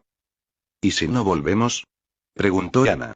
El modo en que la miraron todos los miembros del consejo en medio de un silencio un tanto escandalizado estuvo a punto de hacerla reír. Tienen que admitir que es una posibilidad. No los abandonaremos, dijo Elaine Doy sin inmutarse. Si es necesario construir otra nave, se hará. La dama frunció el ceño y le lanzó al senador norteamericano una dura mirada cuando empezó a abrir la boca. El Consejo del Exoprotectorado ha elaborado planes de contingencia para todos los casos posibles, dijo Nigel Sheldon. Y para unos cuantos imposibles también. Como bien ha dicho la vicepresidenta, se harán todos los esfuerzos necesarios si tuviéramos que enfrentarnos al peor de los casos posibles. ¿Incluye eso una acción militar? Ni siquiera Wilson se atrevía a mirarla. No creo que eso sea relevante, dijo Rafael Columbia. Es solo que me parece raro que se esté haciendo tan poco para reforzar las defensas de la Federación. Sobre todo cuando una de las teorías más plausibles sobre la barrera del Dyson es que es de protección. Ya estamos haciendo algo, dijo Rafael Columbia. Estamos enviándolos a ustedes a valorar la situación. ¿Y si es mala? Responderemos en consecuencia. ¿Cómo? Hace 300 años que no hay ninguna guerra. Hay 17 planetas aislados y todos y cada uno fueron expulsados de la Federación por una acción militar. El último fue hace solo 20 años. Por desgracia, la Federación tiene bastante experiencia en este tipo de temas. No fueron más que acciones guerrilleras montadas por grupos nacionalistas y religiosos. La mayor parte de los ciudadanos de la Federación ni siquiera fue consciente de su existencia. ¿A dónde quiere llegar, exactamente? Preguntó el Ainedoy con un cierto matiz irritado en la voz. Todo lo que digo es que unos cuantos vengadores del Álamo no van a servir de mucho como haya algo ahí fuera que se muestre hostil de verdad. Lo sabemos. El perfil de su misión se elaboró teniendo presente esa posibilidad y agradecí la contribución del capitán Kime cuando se planificó. La verdad, yo prefiero un enfoque más cauto y, si somos realistas, si encuentran algo tan poderoso y hostil como lo que usted menciona, de todos modos van a enterarse de la presencia de la Federación hagamos lo que hagamos. La orquesta empezó a tocar un vals ligero que Wilson tuvo la sensación de que debería sonarle. Pero agradeció la distracción cuando todo el mundo se volvió para mirar el cielo occidental. Una estrella especialmente brillante se alzaba sobre el tejado del palacio. Habían dejado al segunda oportunidad en su gran órbita elíptica alrededor de Ansun. Después de todo, la posición exacta no le importaba demasiado a la salida del agujero de gusano. En ese momento, la nave se deslizaba por las alturas, más allá del horizonte, todavía expuesta a los rayos del sol de Ansun que la convertían en el objeto más brillante de los cielos. Los fuegos artificiales se precipitaron sobre el palacio para recibir a la nave estelar y explotaron en enormes estallidos de colores, esmeralda, dorado y carmín, entre una cacofonía de crujidos. El patio se llenó a toda prisa con los aplausos hechizados de los ilustres invitados. Un proyector láser envolvió a Wilson en una burbuja de luz blanca. Todos se volvieron a mirarlo y el sonido de los aplausos aumentó. El capitán se inclinó con elegancia y les hizo un gesto a Ana y a Oscar para que entraran en el foco mientras los miembros de más rango del Consejo del Exoprotectorado se alejaban junto con Tule. Dudley Bose consiguió aparecer de algún modo al lado de Oscar, levantando las manos con ademán victorioso por encima de la cabeza. Cuando se acabaron los fuegos artificiales, la orquesta reanudó su concierto con una pieza de fondo más tradicional. Se abrió el buffet y todo el mundo cruzó el jardín. El Ainedoy volvió a adelantarse un momento. Capitán, solo quería desearle un buen viaje. Incluso cuando terminó, Wilson lamentó haber tenido que asistir a la fiesta oficial por el tiempo personal que le robó la víspera de su partida. Para cuando empezó el buffet, el evento ya se había hecho de lo más aburrido. 2 horas después, había visto a Oscar abandonando la fiesta con discreción y un jovencito muy atractivo, y había pensado que ojalá pudiera hacer él lo mismo con Ana. Pero si lo hicieran, todo el mundo lo advertiría. Con los siglos se le había olvidado el verdadero precio de la fama. Pero había compensaciones. A las 8 de la mañana había llegado al complejo para atravesar la salida del agujero de gusano. El personal administrativo, los equipos de construcción y los técnicos, los diseñadores, el personal médico y 100 personas más formaron una fila en el último trozo del camino que llevaba al agujero de gusano y todos aplaudieron cuando Wilson llevó a los oficiales de más rango a la salida. En ese momento estaba sentado en el puente, a punto de embarcarse en el viaje que lo pondría en la misma lista que Colón, Armstrong, Sheldon e Isaacs. Pero no en la del pobre Dylan Lewis. Aunque, a decir verdad, sí que le pareció que el puente era un poco decepcionante. Incluso la vieja cabina de mando del Ulises había sido más emocionante, al menos en el plano visual, por no hablar ya de las atestadas cámaras de las 1000 naves de los dramas fantásticos que corrían por la Unisfera. Su puente era un sencillo compartimento con paneles para 10 personas, aunque solo 7 estaban ocupados en ese momento. Una pared de cristal lo separaba de la sala de reuniones de los oficiales de mayor rango, en realidad una gran mesa de conferencias con 20 sillas. Al menos había un par de grandes portales holográficos de alta resolución colocados en su lugar tradicional, en la pared delantera. Aunque, un problema de diseño, los paneles que tenían justo delante bloqueaban la parte inferior, con lo que cualquiera que estuviera detrás no podía verlos. Tampoco es que tuviera mucho tiempo para las imágenes estándar que estaban transmitiendo las cámaras montadas en el casco. Su visión virtual estaba en modo de alta intensidad mientras los implantes de retina filtraban la mayor parte de la luz natural. El resultado era una habitación casi borrosa repleta de iconos que representaban las funciones de la nave. Apoyó las palmas en los puntos y del panel y vio unos dedos fantasma que se materializaban dentro de la galaxia de gráficos que flotaban en el aire, a su alrededor.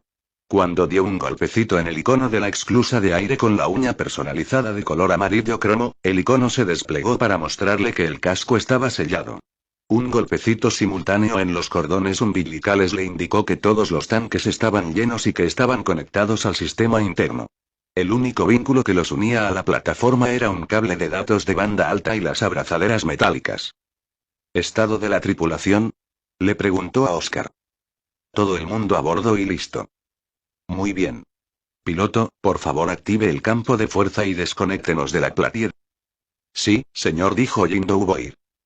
El piloto se había pasado décadas trabajando para varias compañías del Ángel Supremo, pilotando cápsulas de ingeniería alrededor de las grandes fábricas en caída libre, cambiando de posición secciones que acumulaban centenares de toneladas con la precisión despreocupada de un ave de rapiña.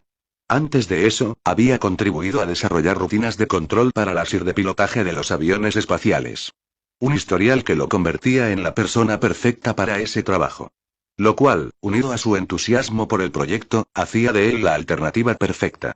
Wilson se consideraba afortunado de tener a alguien tan competente a bordo.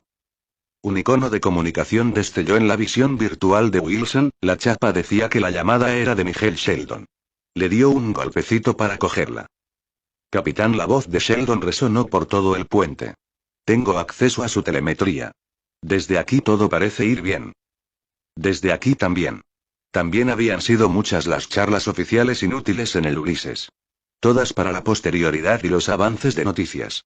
Una de las lecturas digitales de su visión virtual le mostraba el número de personas que estaban teniendo acceso al momento a través de la Unisfera, eran más de 15.000 millones. Estamos listos para partir. Su voz se hizo sombría y autoritaria cuando por fin empezó a hacer mella en él el impacto de aquel acontecimiento. Uno de los portales le mostró una visión de las 3 torretas umbilicales que se iban separando de la parte trasera de la nave estelar. Unos glóbulos pequeños de fluido blanco plateado se derramaron de las válvulas cerradas y centellearon bajo la luz del sol al adentrarse bamboleándose en el espacio. Con un poco de suerte les veremos de nuevo dentro de un año, dijo Nigel Sheldon. Lo estoy deseando. Buen viaje y buena suerte, capitán. Jindu Boyer disparó los pequeños propulsores que rodeaban la parte posterior de la sección cilíndrica central. El segunda oportunidad empezó a alejarse de la salida. La aceleración era mínima, Wilson ni siquiera notó los efectos en la gravedad baja del puente. Las diminutas llamaradas cegadoras de color turquesa se encogieron y desvanecieron. 5 metros por segundo, informó Dubois. Había un matiz muy divertido en su voz. Gracias, piloto, dijo Wilson. Hipermotor, por favor suba el agujero de gusano a nivel de vuelo. Sí, señor. Tule no pudo contener el fuerte deje de emoción que traicionó su voz. Empezó a enviarle instrucciones al aire de la nave, que sería la que se encargaría de realizar las complejísimas funciones de manipulación de la energía. Wilson le ordenó a su mayordomo electrónico que rebajara la intensidad de su visión virtual y quitó las manos de los puntos y del panel. Un portal holográfico le mostró la plataforma de montaje que iba encogiéndose poco a poco tras ellos. El segundo portal tenía una pequeña nebulosa circular turquesa resplandeciendo en el centro. El agujero empezó a crecer, cada vez era más nítido aunque no se veía ninguna estrella en él. ¿Rumbo marcado?, preguntó Wilson. ¿Quiere consultárselo a nuestro astrónomo experto?, murmuró Ana por lo bajo. Wilson decidió pasar por alto el comentario, al tiempo que se preguntaba si la habría oído el resto del puente. Como acordamos, dijo Oscar. Tenía las manos apretadas contra su punto I del panel y sus ojos pasaban a toda prisa de un icono a otro de su visión virtual. Primer punto de salida, a 25 años luz de Bison Alpha. Apertura del agujero de gusano estable, capitán, informó Tule. Inyéctenos, le dijo Wilson. La bruma azul se plegó alrededor del segunda oportunidad como los pétalos de una flor que se cierran por la noche. El enlace con la plataforma de montaje y la unisfera se desconectó. Ambos portales mostraban a la nave bañándose en el resplandor pálido de la radiación de bajo nivel del agujero de gusano. Oscar anuló los alimentadores de las cámaras. Los portales del puente cambiaron y mostraron el espectro gravitatorio, los sensores que rodeaban la nave detectaban los tenues ecos que resonaban en el interior del agujero de gusano. Era una versión tosca del radar que les permitía, hasta cierto punto, ubicar estrellas y planetas, pero eso era todo. Para que los sensores funcionaran de verdad con precisión, tenían que salir al espacio real. Wilson volvió a intensificar su visión virtual y les echó otro vistazo a los sistemas primarios de la nave. Todo ronroneaba como debía. Salió y comprobó las cosas en el puente. Los ingenieros seguían profundamente integrados con la IR de la nave, supervisando el rendimiento de sus campos respectivos, pero todos los demás habían empezado ya a relajarse. Wilson le lanzó una mirada inquisitiva a Oscar, que adoptó una expresión satisfecha cuando se reclinó en su asiento. No les quedaba mucho más por hacer. Por lo menos durante los 130 días siguientes.